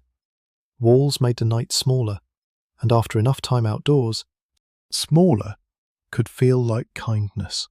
Yet open winter sleep had its own strange intimacy. The sleeper knew the weather not as a forecast, but as a pressure on his face. He knew the fire by sound. He knew the robe by smell and weight. He knew the ground through his hip. He knew the animals by their shifting. He knew the other men by their coughs, mutters, and sleeping shapes. The camp became a body made of many bodies, each one keeping the others alive by not failing too badly. And as the night deepened again, the repetition became almost ritual. One man stirred, another coughed. A log collapsed inward. Sparks rose briefly, then vanished. The robe edges were tucked. The wind tested the shelter and moved on, or stayed and argued softly through the brush. Somewhere under all that fatigue, the men were not conquering the wilderness. They were practicing survival in the smallest possible increments. A little dryness saved. A little heat held. A little fuel added before it was too late. A little knowledge passed from one tired person to another. That was how winter let them sleep, not because they were beyond weakness, but because they had learned to build a narrow place where weakness could be protected for a few more hours. Weakness could be protected for a few more hours, but only if the camp could afford the protection. That was the hidden economy of winter sleep. Warmth cost wood. Dryness cost attention. Rest cost time. Safety cost cooperation. Nothing was free, not even lying still. A man under a buffalo robe might look as though he had stopped working, but the work had only changed form. The fire burned fuel that had to be gathered. The robe held heat that had to be made by food. The animals rested because someone had placed them carefully. The camp stayed quiet because no crisis had yet spent the night's savings. Winter made every comfort accountable. Food was part of that accounting, and food before sleep could shape the whole night. In the mountain trade, meals varied wildly depending on season, luck, location, supply, and skill. Some camps had fresh meat, some relied on dried meat or pemmican, some had flour, coffee, beans, or trade goods from posts and rendezvous. Some had very little. Hunger was not a dramatic guest who arrived once and announced himself. It could sit quietly beside a man for days, thinning his patience, cooling his body, making sleep shallower and decisions poorer. A hungry man slept differently. His body had less to burn. He might curl tighter, wake more often, feel the cold more sharply, and rise in the morning with a weakness that made every task slower. If there was meat in camp, even tough, smoky, half-frozen meat, it was more than dinner. It was insulation from the inside. Fat especially mattered in cold country. The body wanted fuel that lasted. The fur trade world understood this in practice. Even if no one described it in modern nutritional language beside the fire, people knew, in the direct way of bodies, that some foods carried heat longer than others. Pemmican, when available, had that reputation for a reason. Made from dried meat, often pounded and mixed with fat, sometimes with berries depending on community and context. It could be dense, portable energy. It belonged especially to indigenous and métis food systems and to the wider provisioning networks that helped make long-distance travel and trade possible. For a winter sleeper, food like that was not romantic. It was practical genius compressed into a form a man could carry. There is a quiet correction here to the myth of the mountain man as a creature of pure improvisation. Improvisation mattered, but so did preparation. So did trade. So did foods and techniques developed by people whose names were often left out of later adventure stories. A trapper wrapped under a robe in the cold might owe the warmth inside his body to a food technology older and wiser than his own arrival in the country. Even a hot drink could change the night. Coffee, when a party had it, appears again and again in frontier life, not because it was elegant, but because it made hardship feel briefly negotiable. Boiled hard, smoky, bitter, stretched thin, it still offered heat, taste, and a small ritual of normal life. Holding a warm cup before sleep could bring blood back into fingers. Drinking from it could make the stomach feel less abandoned. The smell alone could soften camp mood, though no one should imagine every camp had coffee whenever it wished. Supplies ran out. Trade goods were uneven. Winter did not refill a pouch because a man felt spiritually deserving. Water itself could be labour. Snow could be melted.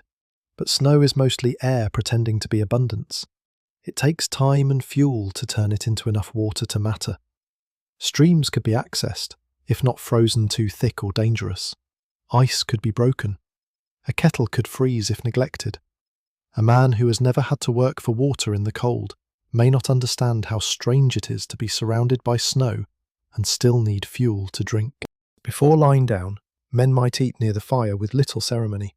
Meat could be roasted, boiled, cut with a knife, shared, guarded, stretched. Grease on fingers was not an inconvenience in the same way it would be at a polished table. Fat was warmth with a shine on it. Smoke seasoned everything because smoke attended every meal whether invited or not. A man might wipe his knife, or not well. He might chew slowly because his jaw was tired. He might burn his mouth because hot food in cold air turns impatience into a small injury. He might laugh at himself, because even survival allows room for ridiculousness. Then came the problem of eating enough, but not making sleep worse. A very full belly could be uncomfortable under a tight wrap. Too little food left the body cold. Greasy hands could foul bedding if a man was careless. Scraps could attract animals. Bones, bits of fat, and food smells had to be managed. Again, the bed was not separate from the camp. Dinner could become a night problem if left badly. The animals in the dark knew food smells too. So did scavengers. Wolves, coyotes, foxes, bears in seasons and places where they were active. Smaller animals, camp dogs where present, the night was never empty of noses. In deep winter, some dangers shifted, some slept, some sharpened. A man did not have to imagine constant attack to understand that food and animals complicated sleep. The more a camp smelled of meat, hides, blood, and grease, the more it belonged to a wider world of appetite. Still, fear should not be inflated beyond honesty. Many nights were probably not dramatic. The most common disturbance may have been smoke, cold, animals shifting, men waking, sparks, wind, and discomfort. But the possibility of larger trouble shaped behaviour. Food was put away, weapons stayed near. Dogs, if present, could warn. Horses could sense movement. Men slept with one layer of hearing left open. The camp's relationship with its own animals was especially intimate. Horses and mules carried robes, blankets, traps, packs, powder, food, trade goods, and sometimes the exhausted pride of men who liked to speak of independence while depending on four legs for most practical things.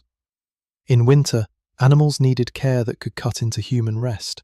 If they strayed, tangled, broke loose, weakened, or suffered from lack of feed, the camp's future changed. A man might lie in his robe and listen not only for danger to himself, but for the sound of an animal moving wrong. The dull stamp of a hoof, a snort, the creak of a rope, a bell, if one was used, the soft tearing sound of grazing under snow. These sounds could be comforting when they were ordinary. They told him the animals were still there, still alive, still part of the sleeping system. In a modern bedroom, silence often means safety.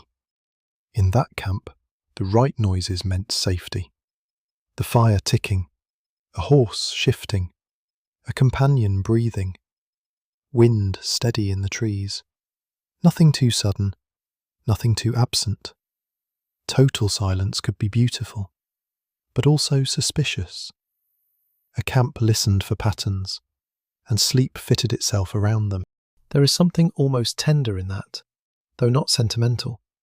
Men who might quarrel fiercely in daylight depended on each other's noises at night. One man's cough proved he was still there. Another man's mutter near the fire meant the coals were being tended. Someone turning over under a robe meant life continued in its unattractive, necessary way. The camp was a chorus of small human failures and small human successes. And under all of it, the body kept spending and saving heat. The sleeper's knees might loosen as food warmth reached him. His hands might finally unclench. The first hard chill at the spine might ease. The robe would begin again to feel less like an object and more like an atmosphere. He would smell smoke, hide, wool, ashes, leather, cooked meat, horse, and cold itself, which has no scent and yet seems to clean the nose until every other smell stands separate. The day's hunger, if satisfied, became drowsiness. The fire's glow pressed red through closed eyelids. Somewhere beyond camp, winter continued with perfect indifference. But inside the ring of coals, inside the layered smells of food and animal and smoke, a man's body accepted the bargain for another night. It had been fed, it had been covered, it had not been promised comfort. Only a chance. Only a chance. And chance was something a winter camp tried to improve with every small act it could afford. By the 10th or 20th cold night in the mountains, the men were not learning one great secret anymore. They were being worn into many little ones. How much wood a fire would truly need when the wind came down from a ridge. How far a spark could jump when a robe looked safely distant. How a wet sleeve felt just before it became a serious problem. How the sound of snow changed when crust formed over powder.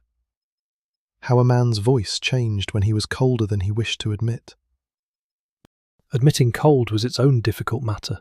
In a camp of hard men, weakness could be hidden behind humour, silence, or irritation. A man might joke that he was fresh as spring grass, or moving like a fence post with debts.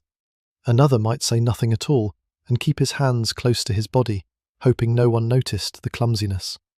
Pride was not useless. It could help a person keep going. But pride could also be dangerous if it made a man conceal trouble until trouble had become the camp's problem. Cold made clumsiness public. Fingers that could not tie a knot, strike a spark, load a gun, handle a knife, or manage tack, announced their condition no matter what the mouth claimed. A man's hands were his tools for nearly everything. When they stiffened, he became slower at the exact tasks that kept him alive. Winter did not merely chill the body, it interfered with competence. So men watched one another, sometimes kindly, sometimes sharply. If one man fumbled too long near the fire, someone might laugh and take over. The laugh could save his dignity as much as his fingers. If another man seemed dull, quiet in the wrong way, slow to respond, or unwilling to rise when he should, the others might prod him, curse him awake, pull him nearer to heat, or force some practical movement. Camp care did not always sound tender. It might sound like insults delivered by people who would rather not drag a frozen companion through morning snow. There is an important humanity in that roughness. Frontier companionship was not always soft, but it could be deeply practical. Men depended on one another's skills, animals, labour, and judgment. A person who failed in the night could endanger more than himself. But that also meant he was not always left alone with his failure. Someone else might notice the robe had slipped. Someone else might throw wood on the fire. Someone else might wake and listen because a horse moved strangely. Survival could be communal, even when affection was hidden under grumbling. The sleeping arrangements reflected this. In severe cold, people might cluster closer than comfort or pride preferred.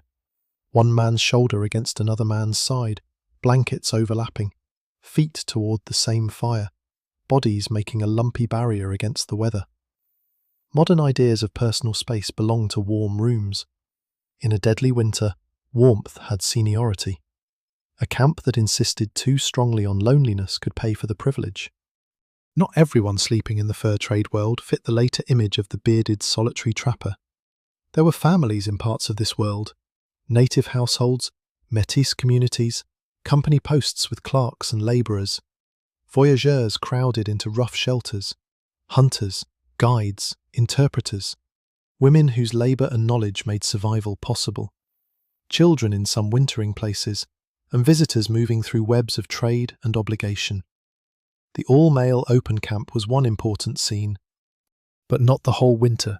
This matters because sleeping well was often tied to forms of knowledge and labour that later stories made invisible. Women in native and mixed communities produced, repaired, prepared, and managed much of the material world that allowed men to travel. Clothing, moccasins, robes, food, shelters, packing systems, and social ties. A man lying warm under a robe may appear alone in the painting, but the robe, the food, the footwear, and the route often carried the work of people outside the frame. The wild winter night was therefore not just a test of individual nerve, it was a meeting point of many forms of care, some named, some unnamed. A stitched seam, a prepared food, a traded blanket, a taut route, a warning about weather, a marriage alliance, a language learned well enough to ask for help, a camp habit borrowed, adapted, and repeated until it seemed natural. Sleep was built from these things before the man ever touched the ground. In a more permanent winter camp, this became even clearer. A lodge, cabin, post room, or hut could concentrate human life in uncomfortable closeness. Warmth improved, but privacy collapsed. Smoke hung low, damp garments steamed, dogs moved underfoot, men snored, coughed, argued, muttered, and shifted. The air could grow thick with bodies, hides, grease, wood smoke, wet wool, and whatever meal had last been cooked. A traveller from outside might have found such a room overpowering. Someone who had slept under open winter wind might call it excellent lodging, and mean it sincerely. The floor might be hard, bedding might be crowded, vermin could be present, walls could leak cold through cracks, yet the psychological difference was enormous. A roof let a man sleep through falling snow without imagining every flake entering his blanket. A door, even a poor one, gave the night a boundary. A shared interior made the human world louder than the weather. There was discomfort, but discomfort had been gathered indoors, where at least it could be complained about communally. Open camps offered cleaner air and more stars, which is what people admire from the safe side of history. Enclosed shelters offered smoke, odour, noise, and survival. The men themselves likely preferred whatever worked. Romance is choosier than cold. Still, even inside a structure, winter sleep demanded vigilance. A fire inside a cabin or lodge could be warmth, hazard, and chore. Smoke holes, chimneys, drafts, green wood, sparks, cramped quarters, all of them shaped rest. Too little ventilation made air foul, too much let heat escape. Bedding near flame risked damage, bedding too far away lost warmth. If many people slept together, one person's movement could wake another. If damp clothing hung near the heat, steam and smell filled the place. The indoor winter bed was not paradise. It was simply a better argument with the elements. Out in the open, the argument remained immediate. Imagine a man after many such nights, becoming expert not because he loved hardship, but because hardship kept returning for instruction. He unrolls the robe and sees where it has thinned. He runs a hand over the hair to judge dampness. He smells smoke before he sees the ember. He chooses boughs with a better eye. He no longer places faith in a pretty camp if the ground feels wrong. He has begun to understand that the night's success will depend on things too ordinary for legend. A dry layer, a sheltered angle, a full stomach, a companion awake at the right time. The cold, for its part, remains unimpressed by expertise. That is the humbling centre of the story. Skill did not make the mountain winter safe. It made danger more negotiable. It narrowed the ways a man could fail. It gave him a few more choices before desperation. The best winter sleeper was not invulnerable. He was simply harder for the cold to surprise. And maybe that is why the robe stays with us as the quiet centre of the scene. It is not heroic. It does not move. It does not boast. It simply lies there, heavy with smoke and animal warmth, waiting to be used correctly. It asks the man to bring dry ground, enough food, a live fire, some judgment, some humility, and the patience to tuck the edges again when the night tries to open them. Under it, the man is reduced and protected at the same time. Reduced to breath, circulation, hunger, and the need for shelter. Protected by every human trick that has survived long enough to become habit. The winter does not care about the legend, but it does respond, sometimes, to the habit. Sometimes the habit was enough. Not always, and not forever, but sometimes. Enough to carry a man through a night when the wind moved in the timber but did not break the camp. Enough when snow dusted the robe but did not soak it. Enough when the fire settled low but did not die. Enough when hunger gnawed but did not hollow him. Enough when one hand went numb and came back. When one foot chilled and warmed again. When one mistake was caught before it widened. A deadly winter was rarely a single enemy. It was a patient collection of small pressures, a little wetness, a little fatigue, a little poor food, a little less wood than needed, a little more wind than expected, a little pride, a little silence from a man who should have said he was too cold. One by one, each problem might be bearable. Together, they could form a night that no robe could solve. That is why experienced winter travellers often seemed, from the outside, almost suspicious of comfort. If the evening felt easy, they still checked the sky. If the fire burned well, they still gathered more wood. If the ground looked dry, they still tested it. If a man said he was fine too quickly, someone might look at him a second longer. The cold had trained them not to accept the first answer. The wildest part of sleeping in those winters was not that men endured discomfort. People have endured discomfort in every century. The wildest part was how close the boundary could be between ordinary misery and real danger. A night could feel survivable until one layer failed. A camp could feel organised until the wind turned. A man could feel tired in the normal way until tiredness became confusion. Winter did not always announce the line. It let a person cross it quietly, in the dark. That line could be as small as the difference between shivering and no longer shivering, between muttering complaints and becoming strangely calm, between wanting to stay wrapped up because the robe was warm and being unable to make oneself rise because judgment had thickened. Men of the period did not describe these things with modern clinical precision, and we should be careful not to put exact language into their mouths. But the pattern of dangerous cold has always been written in bodies, long before anyone named it neatly. A companion who noticed mattered. This is where the fantasy of the solitary mountain man becomes most fragile. Solitude could be freedom, but it could also remove the person who might see what you could not. A lone sleeper had to be his own watchman, nurse, fire tender, weather judge, and alarm bell. In good conditions, that was possible. In bad ones, it was a harsh bargain. The body under stress does not always report honestly to itself. In a group, men could irritate one another into living. This may be one of history's less graceful forms of care, but it deserves respect. Someone kicks at your bedding and tells you to move closer to the fire. Someone calls you a fool while handing you dry covering. Someone laughs at your frozen moustache and gives you a hot cup. Someone wakes you because you were too quiet. It is not the soft language of comfort, but it may be comfort doing its work in rough clothes. The camp could also create danger through closeness. Too many sleepers near a fire meant sparks, elbows, cramped positions, and everyone sharing smoke. Gear could get stepped on. Wet things could be placed too close to bedding. A man half asleep could roll where he should not. Dogs might nose into food or warmth. The fire that saved one blanket might burn another. Human beings, gathered for survival, brought their own complications into the cold, but the alternative was often worse.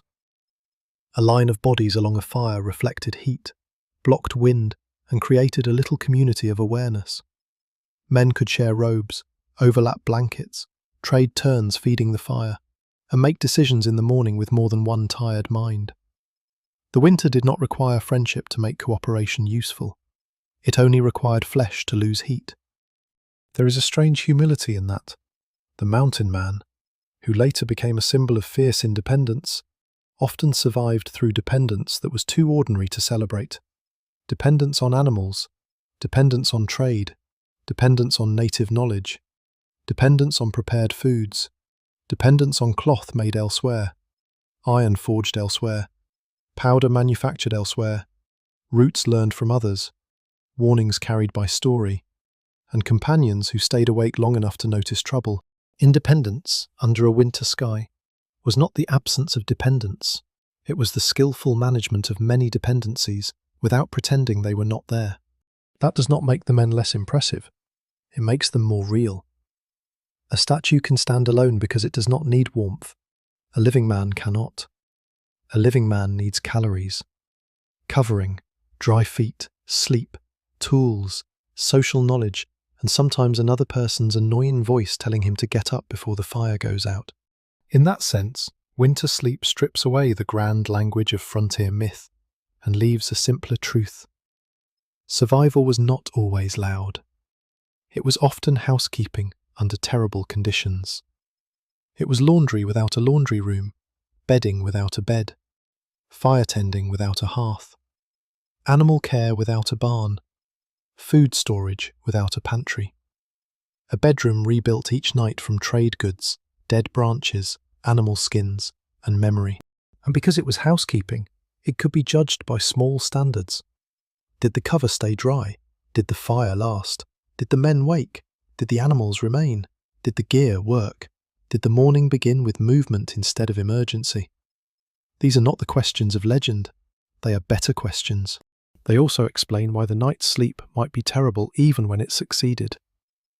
A man could wake again and again, cough from smoke, ache from ground pressure, pull his knees close, warm his hands, lose the heat, find it, turn over, curse softly, and still count that night as a success, because dawn found him able to stand. Rest was not measured by comfort. Rest was measured by usefulness. Could the body work the next day? Could the hands grip? Could the feet travel? Could the mind choose a route?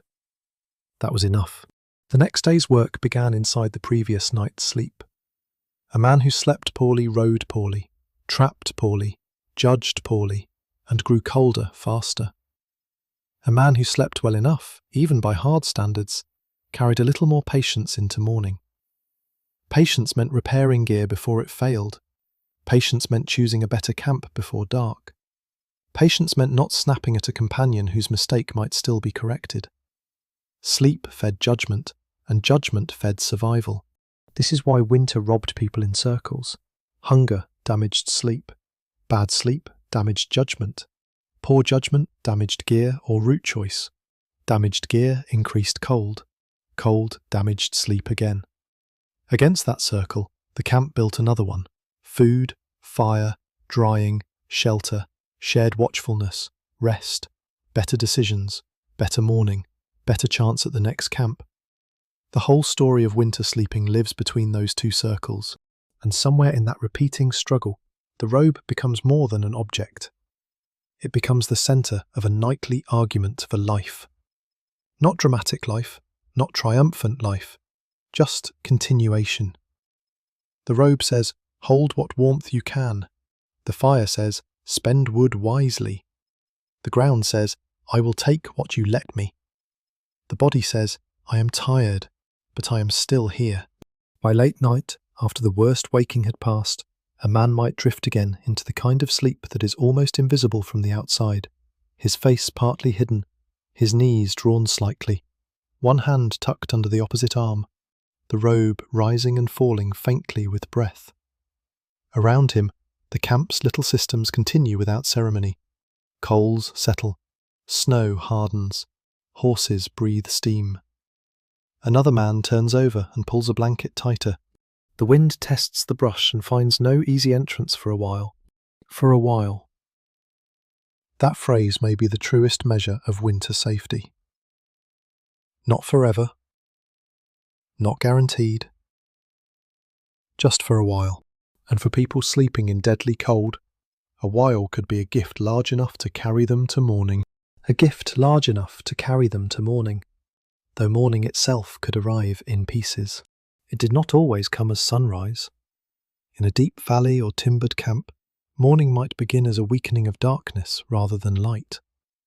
The fire showed less fiercely because the world around it had turned grey.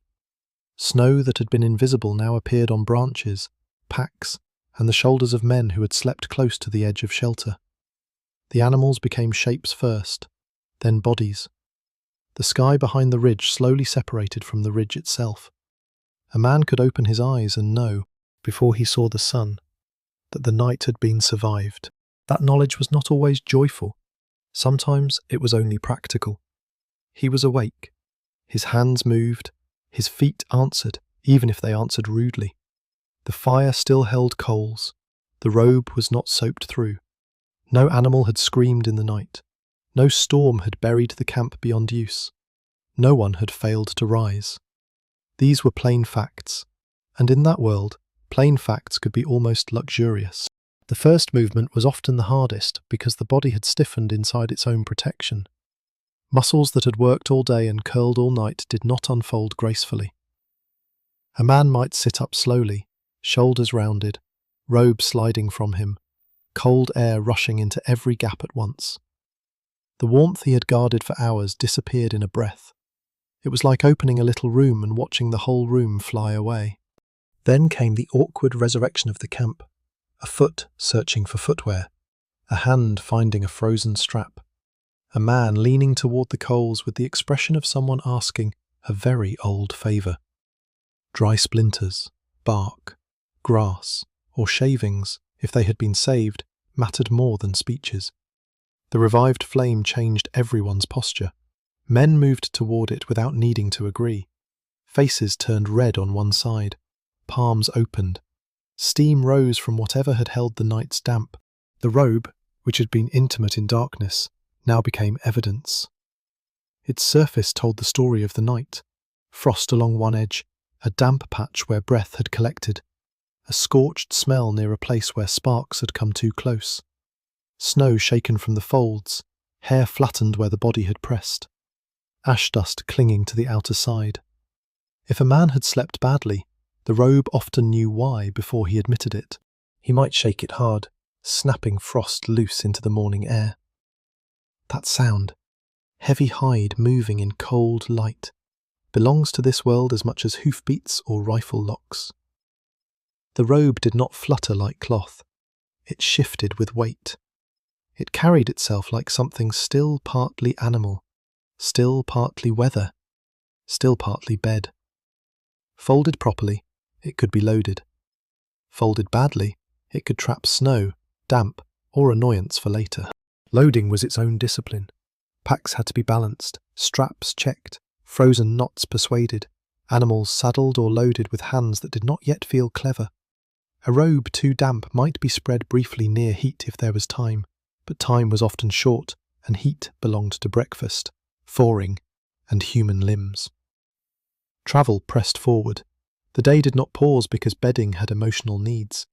If the party stayed in place, the morning unfolded differently. A winter camp that was not moving could give its sleepers a better chance to dry gear, improve shelter, gather more fuel, repair footwear, smoke meat, or strengthen a windbreak. Staying still allowed attention to accumulate. A poor lean-to could become a better one.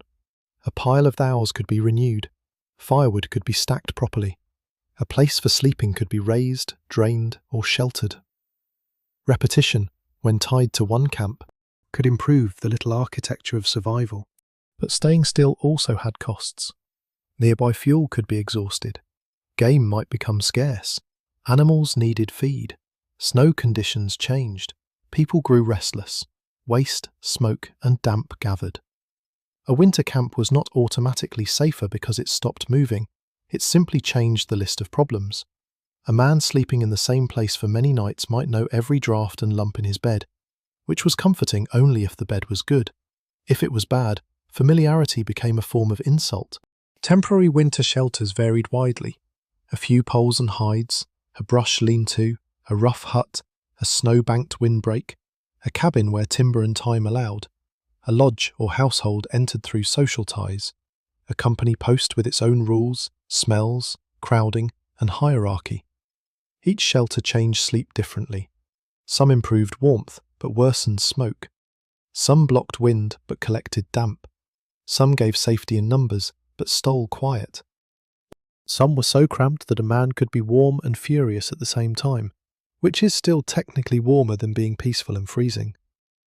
Inside a more solid shelter, sleep could be deeper because the body did not have to defend itself on every side. Yet deeper sleep brought its own vulnerability. A man used to open camps might trust walls enough to ignore small warnings. Fire indoors required its own respect. Coals could escape, smoke could thicken, bedding could catch. People crowded near warmth could shift into dangerous positions. The same heat that allowed sleep demanded management. The old mountain world did not divide neatly between wilderness hardship and domestic comfort. It was full of half-rooms, places partly built, partly improvised, partly borrowed from older traditions, partly ruined by weather, partly saved by habit. A winter shelter could be miserable and still represent genius. It did not have to be pretty. It only had to change the odds. This is another place where modern imagination needs gentle correction. We often think of shelter as an object, a tent, a cabin, a house. But for winter travellers, shelter was also a behaviour. How you placed yourself, how you angled the opening, how low you made the roof, how you layered the floor, where you put wet gear, how you let smoke escape, whether you built for one night or several, whether you understood that heat rises, wind searches, snow melts, and dampness lies. A badly used shelter could fail, while a simple one worked. A man could have canvas and still sleep poorly if he pitched it wrong, let condensation gather, or placed it where wind worried all night. Another man with brush, boughs, snow, and a robe might do better if he understood the ground. Materials mattered, but judgment arranged them into survival. That judgment was not always written down. It lived in hands, in the way someone pushed a pole deeper because the wind would pull at it later, in the way someone overlapped hides so melting snow would run inward instead of inward, in the way bedding was kept off a slight hollow, in the way a fire was placed close enough to warm but not close enough to eat the shelter, in the way men left themselves an escape from smoke, sparks, and their own tired stupidity. Their tired stupidity deserves mention because every human system must make allowances for it. Winter camp design was not for perfect men. It was for exhausted men, hungry men, irritable men, men who would wake at midnight confused, men who would drop things, men who would kick a stick into the wrong place, men who would forget where they put a glove. A good arrangement reduced the damage caused by ordinary human imperfection. That may be one of the most honest definitions of practical knowledge. Not brilliance in ideal conditions, but a way of surviving yourself when conditions are bad. The sleeping place, then, was a quiet portrait of the person who made it. A careless bed showed itself by morning. A wise bed was less visible because nothing happened. The robe stayed dry enough. The fire lived. The wind passed over instead of through. The body rose. The animals waited. The camp could continue. And continuing was the great, plain achievement. Not glory, not conquest, continuation. The night gave way to grey light. The robe became a load. The fire became ashes or breakfast. The sleeping hollow became trampled snow. The men became workers again, stepping out of the fragile little climate they had built, carrying its lessons into the next cold mile. The next cold mile carried those lessons forward, though the men may not have named them as lessons. They were simply habits now. A hand brushing snow from a robe before it could melt. A glance toward the sky before choosing camp. A boot or moccasin nudged closer to warmth.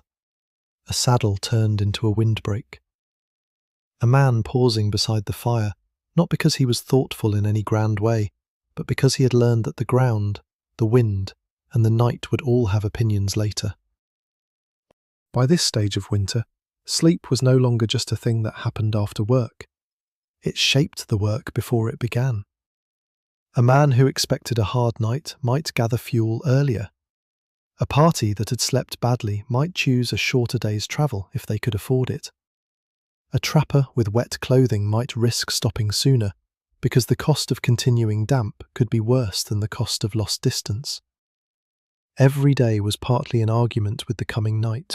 That is one of the quiet truths of pre-modern travel in cold country.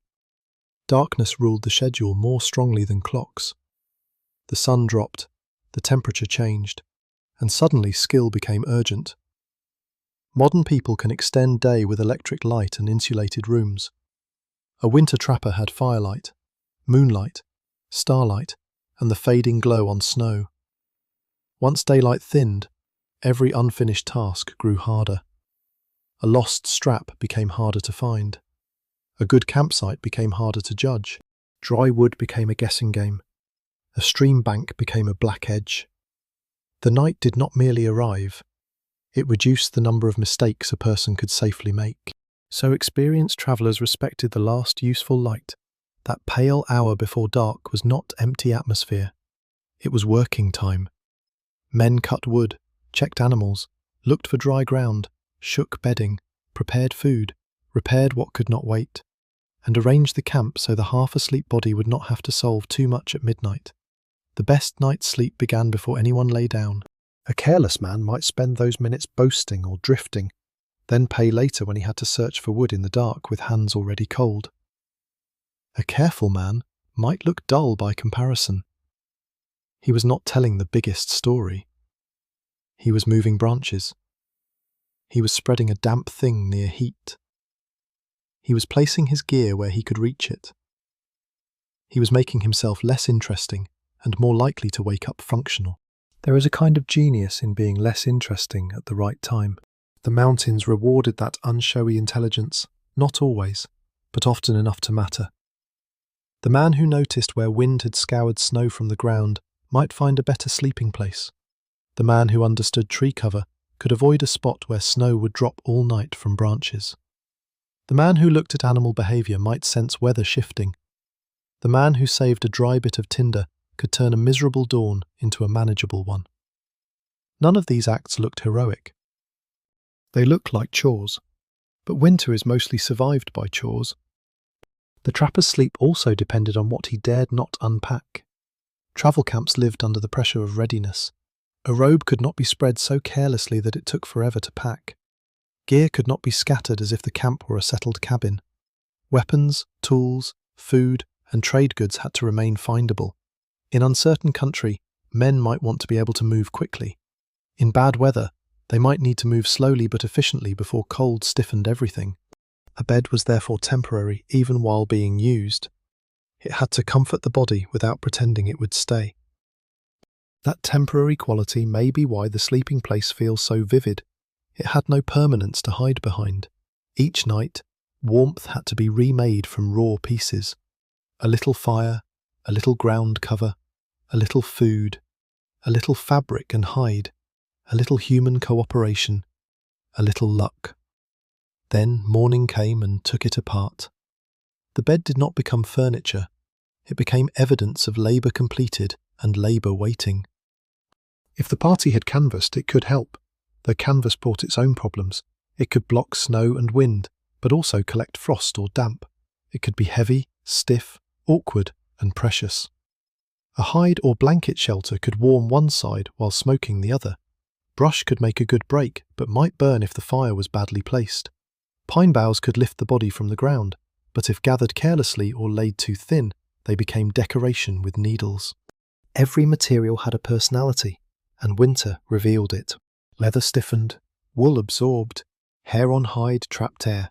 Snow insulated until it melted where it should not. Wood warmed until it became smoke. Metal bit the hand. Rope froze. Rawhide tightened. A kettle that seemed harmless at supper might be locked in ice by morning. A man slept among materials that were always changing state, always responding to heat, moisture, pressure, and neglect. This is part of what made winter sleep mentally tiring. The environment would not stay arranged. A warm thing cooled, a dry thing dampened, a soft thing froze, a safe fire died down, a sheltered wind shifted, a comfortable position turned painful. Nothing remained solved for long. The sleeper entered a world of temporary solutions and had to trust that enough of them would last until dawn. The robe was the most intimate of those solutions, but even it changed through the night. The inner surface warmed, the outer surface chilled. Breath dampened one area, Frost touched another. Snow might gather on a fold. Body pressure flattened the hair beneath him. If he curled tightly, warmth increased but joints protested. If he stretched, comfort improved but heat escaped. The robe did not give one answer. It required management. A man might learn his own robe almost as well as he learned a horse. Where it was thin, where it had been patched, which edge sealed best, which fold held damp, how close it could lie to sparks before worry began, how to roll it so the sleeping surface stayed better protected. In a life with few private possessions, such knowledge could become oddly personal. The robe was not a friend, exactly, but it was familiar in the way survival objects become familiar. Not loved with softness, but trusted through repeated use, and like all trusted things, it could fail. A torn seam, a soaked edge, a burned hole, a lost robe, a trade gone badly, a theft, an animal carrying it away with the pack, a river crossing that drenched everything. Any of these could change sleep from rough to dangerous. The loss of bedding in winter was not an inconvenience. It was a crisis disguised as missing property. A man could replace comfort later. Warmth had to be replaced immediately. That urgency helps explain why people guarded gear so closely. Possessions in the mountain trade were not merely signs of status, though they could be that too. They were body extensions. A blanket was not just a blanket. It was calories saved from being spent. A dry pair of moccasins was not just footwear. It was future movement. A knife was not just a weapon. It was fire preparation, food, repair, shelter, and work. At night, all these objects gathered around the sleeping body like a small council of practical loyalties. Yet the objects alone did nothing without judgment. A foolish man could lie beside excellent gear and sleep badly. A skilled man with poorer equipment could sometimes improvise a better night. But there were limits to skill. Poverty, loss, bad luck, injury, and severe weather could overwhelm even experienced people. The script of survival should never pretend that everyone who suffered simply failed to know enough. Sometimes the night was stronger than knowledge. Sometimes the storm was larger than preparation.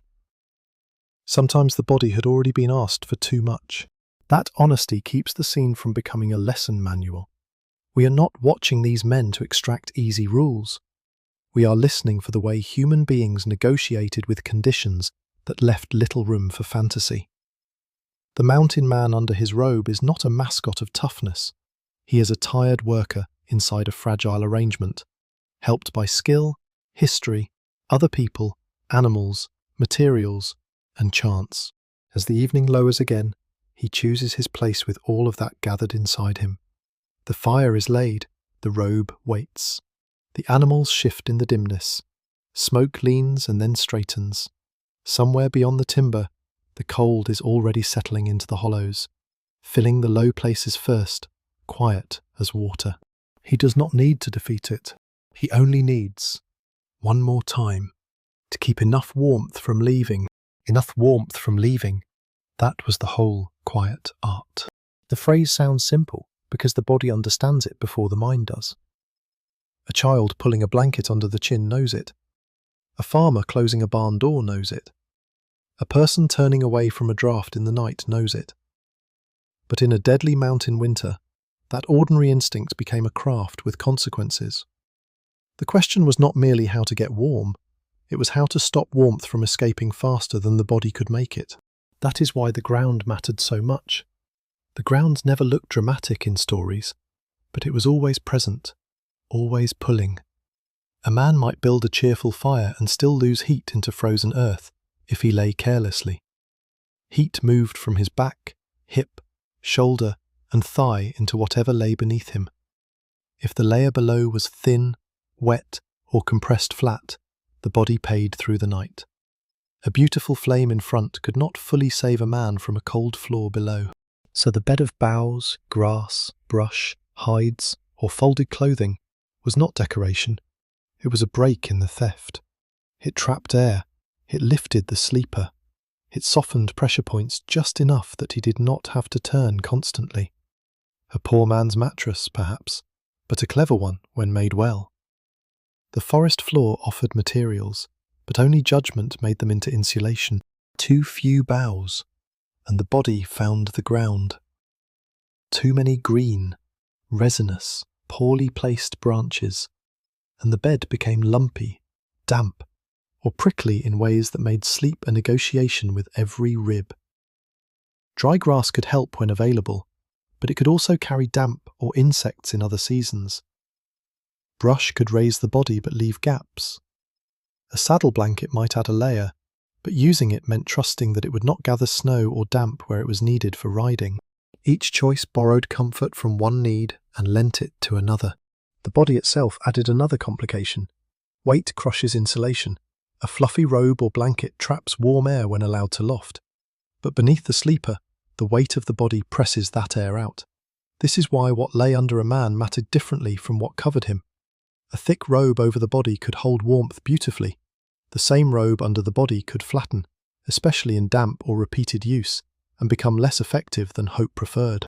Experienced winter sleepers might not describe it in those terms, but they learned the feeling.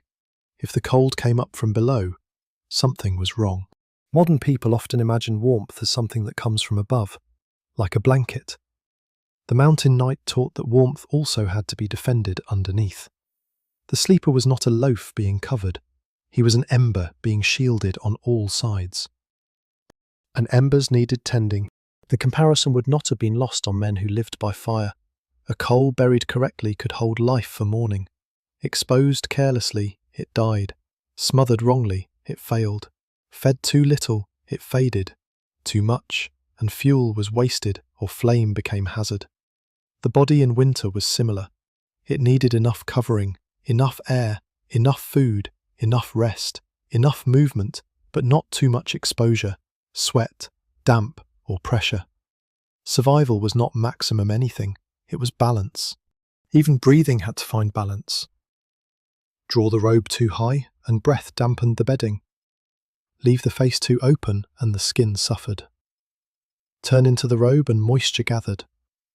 Turn toward the fire, and smoke might enter the eyes or throat. A sleeping man did not calculate this clearly every hour. He adjusted by discomfort.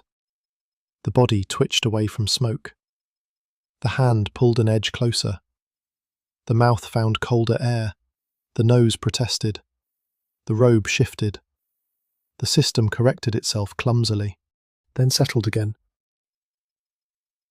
This clumsy correction is important because it keeps the scene human. Nobody slept like a perfect survival diagram. Men snored, tangled themselves, drooled, woke confused, kicked blankets loose, rolled onto hard objects, and got smoke in their faces, and probably made noises no heroic painting would include. A camp could contain tremendous skill and still be full of ordinary sleeping ugliness. The past was not arranged for dignity. There may be more truth in that ugliness than in the polished legend. A mountain man who survived winter was not a creature beyond bodily embarrassment. He was a man with cold ears, smoky hair, stiff knees, sore hips, and an urgent interest in whether his footwear had frozen. He could be brave and ridiculous in the same hour. Most people are. The night often revealed that mixture. A man might wake alert at a suspicious sound, hand moving toward a weapon, every sense sharpened, and then discover that the noise was only a companion fumbling with a log or a mule shifting in the snow. The body's alarm had done its work, even if the emergency turned out to be nothing. Better a foolish waking than no waking when it mattered. Still, one can imagine the muttered annoyance, the returning to the robe, the small private shame of having been ready to confront history and finding only firewood. The camp's darkness played tricks with scale. A branch snapping could sound like a threat. A horse snort could become a warning. Snow sliding from a limb could feel like something approaching. In open country, sound carried strangely. In timber, it bounced and softened. Wind gave movement to everything. Sleep under such conditions required a tolerance for uncertainty. If a man woke at every noise, he would not rest. If he ignored every noise, he might regret it. So experience taught categories: ordinary camp sound, animal sound, weather sound, human sound, and the unsettling sound that did not yet have a name. The unsettling sound could pull several men awake without anyone speaking. A head lifted. Someone listened. The fire cracked. The horses shifted. The cold seemed to pause with them. Perhaps nothing followed. Perhaps someone rose quietly and walked the perimeter, checking animals, gear, darkness, tracks if there was enough light. Then the camp slowly returned to sleep, a little less rested, but a little more certain. This watchfulness did not mean the night was full of constant violence. It meant the sleepers lived in a world where distance, weather, animals, trade tensions, hunger, and human conflict could matter quickly. Fear, like cold, had to be managed. Too much fear ruined sleep, too little ruined judgment. A good camp found a middle place, alert enough to wake, calm enough to rest. That middle place was helped by routine. The fire where expected, the animals were expected, the robe around the shoulders, the same man coughing in the same irritating way, the familiar smell of smoke and hide, the known weight of a gun nearby, not always needed, but part of the emotional furniture of the night. Familiarity reduced the size of the dark. It told the mind, for a few hours, that the world had a pattern. Patterns were precious because the larger world of the fur trade could be unstable. Men moved through territories with histories, alliances, rivalries, and claims that were not theirs to erase. Companies competed, trade relationships shifted, weather trapped parties, food failed, animals were stolen or lost, illness travelled, violence sometimes erupted. Later myth often flattened all this into wilderness adventure, but to sleep in that country was to sleep inside a web of human and environmental uncertainty. The robe did not solve that web, it only made a small private chamber within it. Inside, the man's thoughts could narrow. He did not have to understand the whole continent at midnight. He had to keep his feet warm. He had to hear the fire. He had to notice if the horses moved wrong. He had to wake when the cold entered. There is mercy in that narrowing. Large histories become too heavy to hold in the dark. Empire, trade, dispossession, adaptation, profit, hunger, and mythology all stand outside the firelight. Under the robe, history becomes breath, cloth, hide, ash, and a body trying to stay on the living side of mourning. And as the fire lowers again, he tucks the edge with a practiced hand, not fully awake, not fully asleep. The motion is small. It will not be remembered by anyone. But for that hour, it is the whole point. The motion was small, and no one would remember it. Yet the whole winter seemed to rest inside it. One hand, half awake, tucking the edge of a robe against the cold. By now, the man knows the motion without thinking. He knows how far to pull before the air inside grows damp. He knows where the robe is thin. He knows which shoulder chills first. He knows the sound of the fire when it has another hour in it, and the sound it makes when it has begun to lie. He knows that if he waits too long to rise, the cold will make rising harder. He knows that if he rises too often, sleep will abandon him. The night has taught him in fragments, and he has survived by remembering them with his body. Outside the little hollow of warmth, the mountains remain themselves. Snow lies in the folds of the ground.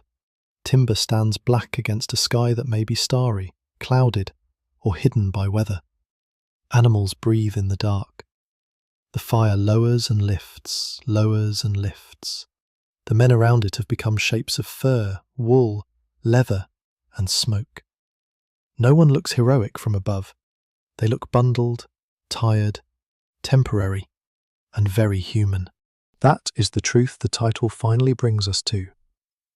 Mountain men slept in deadly winters, not because they were beyond ordinary weakness, but because they became students of weakness. They learned where the body failed first. They learned how quickly wetness could turn against them. They learned that a good fire was not just flame, but planning. They learned that a robe was not just covering, but a room that had to be sealed carefully.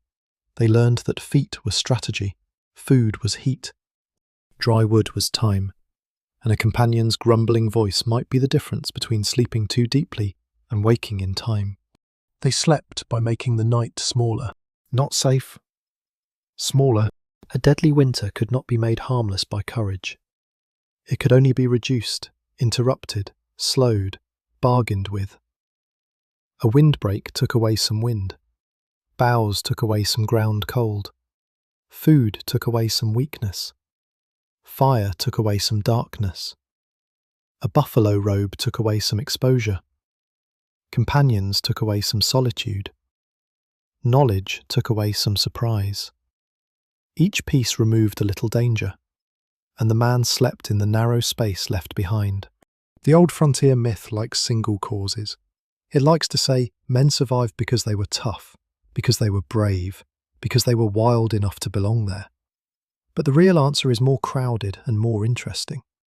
They survived because of trade goods and animal labour, because of native knowledge and mixed communities, because of food systems and material skill, because of careful camp habits, because of luck, because of learned humility, because someone had once made a mistake and someone else remembered it. Toughness was there, but it was only one log in the fire. Even then, not everyone survived. That must remain in the story, gently but clearly.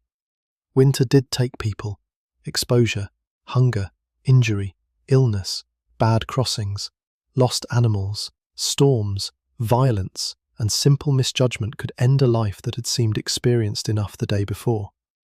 The fact that some men slept through deadly winters should not become a fantasy that winter was secretly fair. It was not fair. It was only sometimes negotiable. And when it was negotiated successfully, the victory could look almost empty. A man woke. That was all. He sat up, stiff and smoky. He found his moccasins. He blew into his hands. He leaned toward the coals. He checked the animals. He shook frost from the robe. He ate if there was food. He packed the bed that had been his wall, roof, room, and blanket. Then he went back to work. No trumpet announced that the night had failed to kill him. The day simply began. There is something peaceful in that plainness. Through all the danger, all the cold, all the hardship that later stories inflated into rough glory, the centre of the experience was often quiet maintenance. The little chores of being alive. Keep this dry, keep that near. Warm your hands, feed the coals, listen to the horses. Do not let snow melt into the bedding. Do not waste daylight. Do not pretend a small problem is not already growing. The buffalo robe, our quiet companion through the night, carries that meaning best. It is heavy, smoky, practical, imperfect. It has no romance by itself. It becomes meaningful only when a tired body curls beneath it and the cold presses from the other side. Then it is no longer just hide. It is a boundary. It is the fragile wall of a room that exists for one night only. It is the shape of human need made visible. In the morning, when the robe is rolled and tied, that room disappears. The fire becomes ash. The bough bed stays behind, flattened and dark against the snow. Footprints cross the place where men slept. The animals move. The camp breaks apart. What looked, for a few hours, like a tiny settlement of warmth returns to the open country. If someone came later, they might see only a scar of coals, some trampled snow, cut branches, a bit of refuse, perhaps the faint smell of smoke. They might not know how much attention had been spent there, but the men know. The body knows. The next time darkness lowers, the hands will repeat what the night taught them. The robe will be unrolled again. The fire will be laid. The ground will be judged. The wind will be watched. Someone will complain about the cold, and someone else will say something unhelpful enough to count as humour. The animals will settle beyond the light. The first stars will appear if the sky is clear. Smoke will cling to everything. the old small battle will begin again. And this is where the story leaves the legend behind. Not with a grand mountain silhouette, not with a man conquering the wilderness, not with a perfect sleep beneath clean stars. It leaves us with a tired person under a robe, managing the edge between warmth and cold, with the care of someone who has learned that life can depend on humble things. A dry fold, a live coal, a full enough stomach, a sheltered shoulder, a companion waking at the right moment, a hand, almost asleep, pulling the cover close. The winter remains enormous. The man remains small, but inside that smallness is the whole human art. To know we are fragile, and still build something around the fragility. To take hide, wool, wood, food, memory, and shared labour, and make a place where the body can rest for a while. To wake in the pale morning with smoke in the hair, frost at the edge of the beard, stiffness in the knees, and the quiet fact of being alive. The fire has sunk low now. The robe rises and falls with slow breath. Beyond the camp, the cold fills the hollows, patient and blue.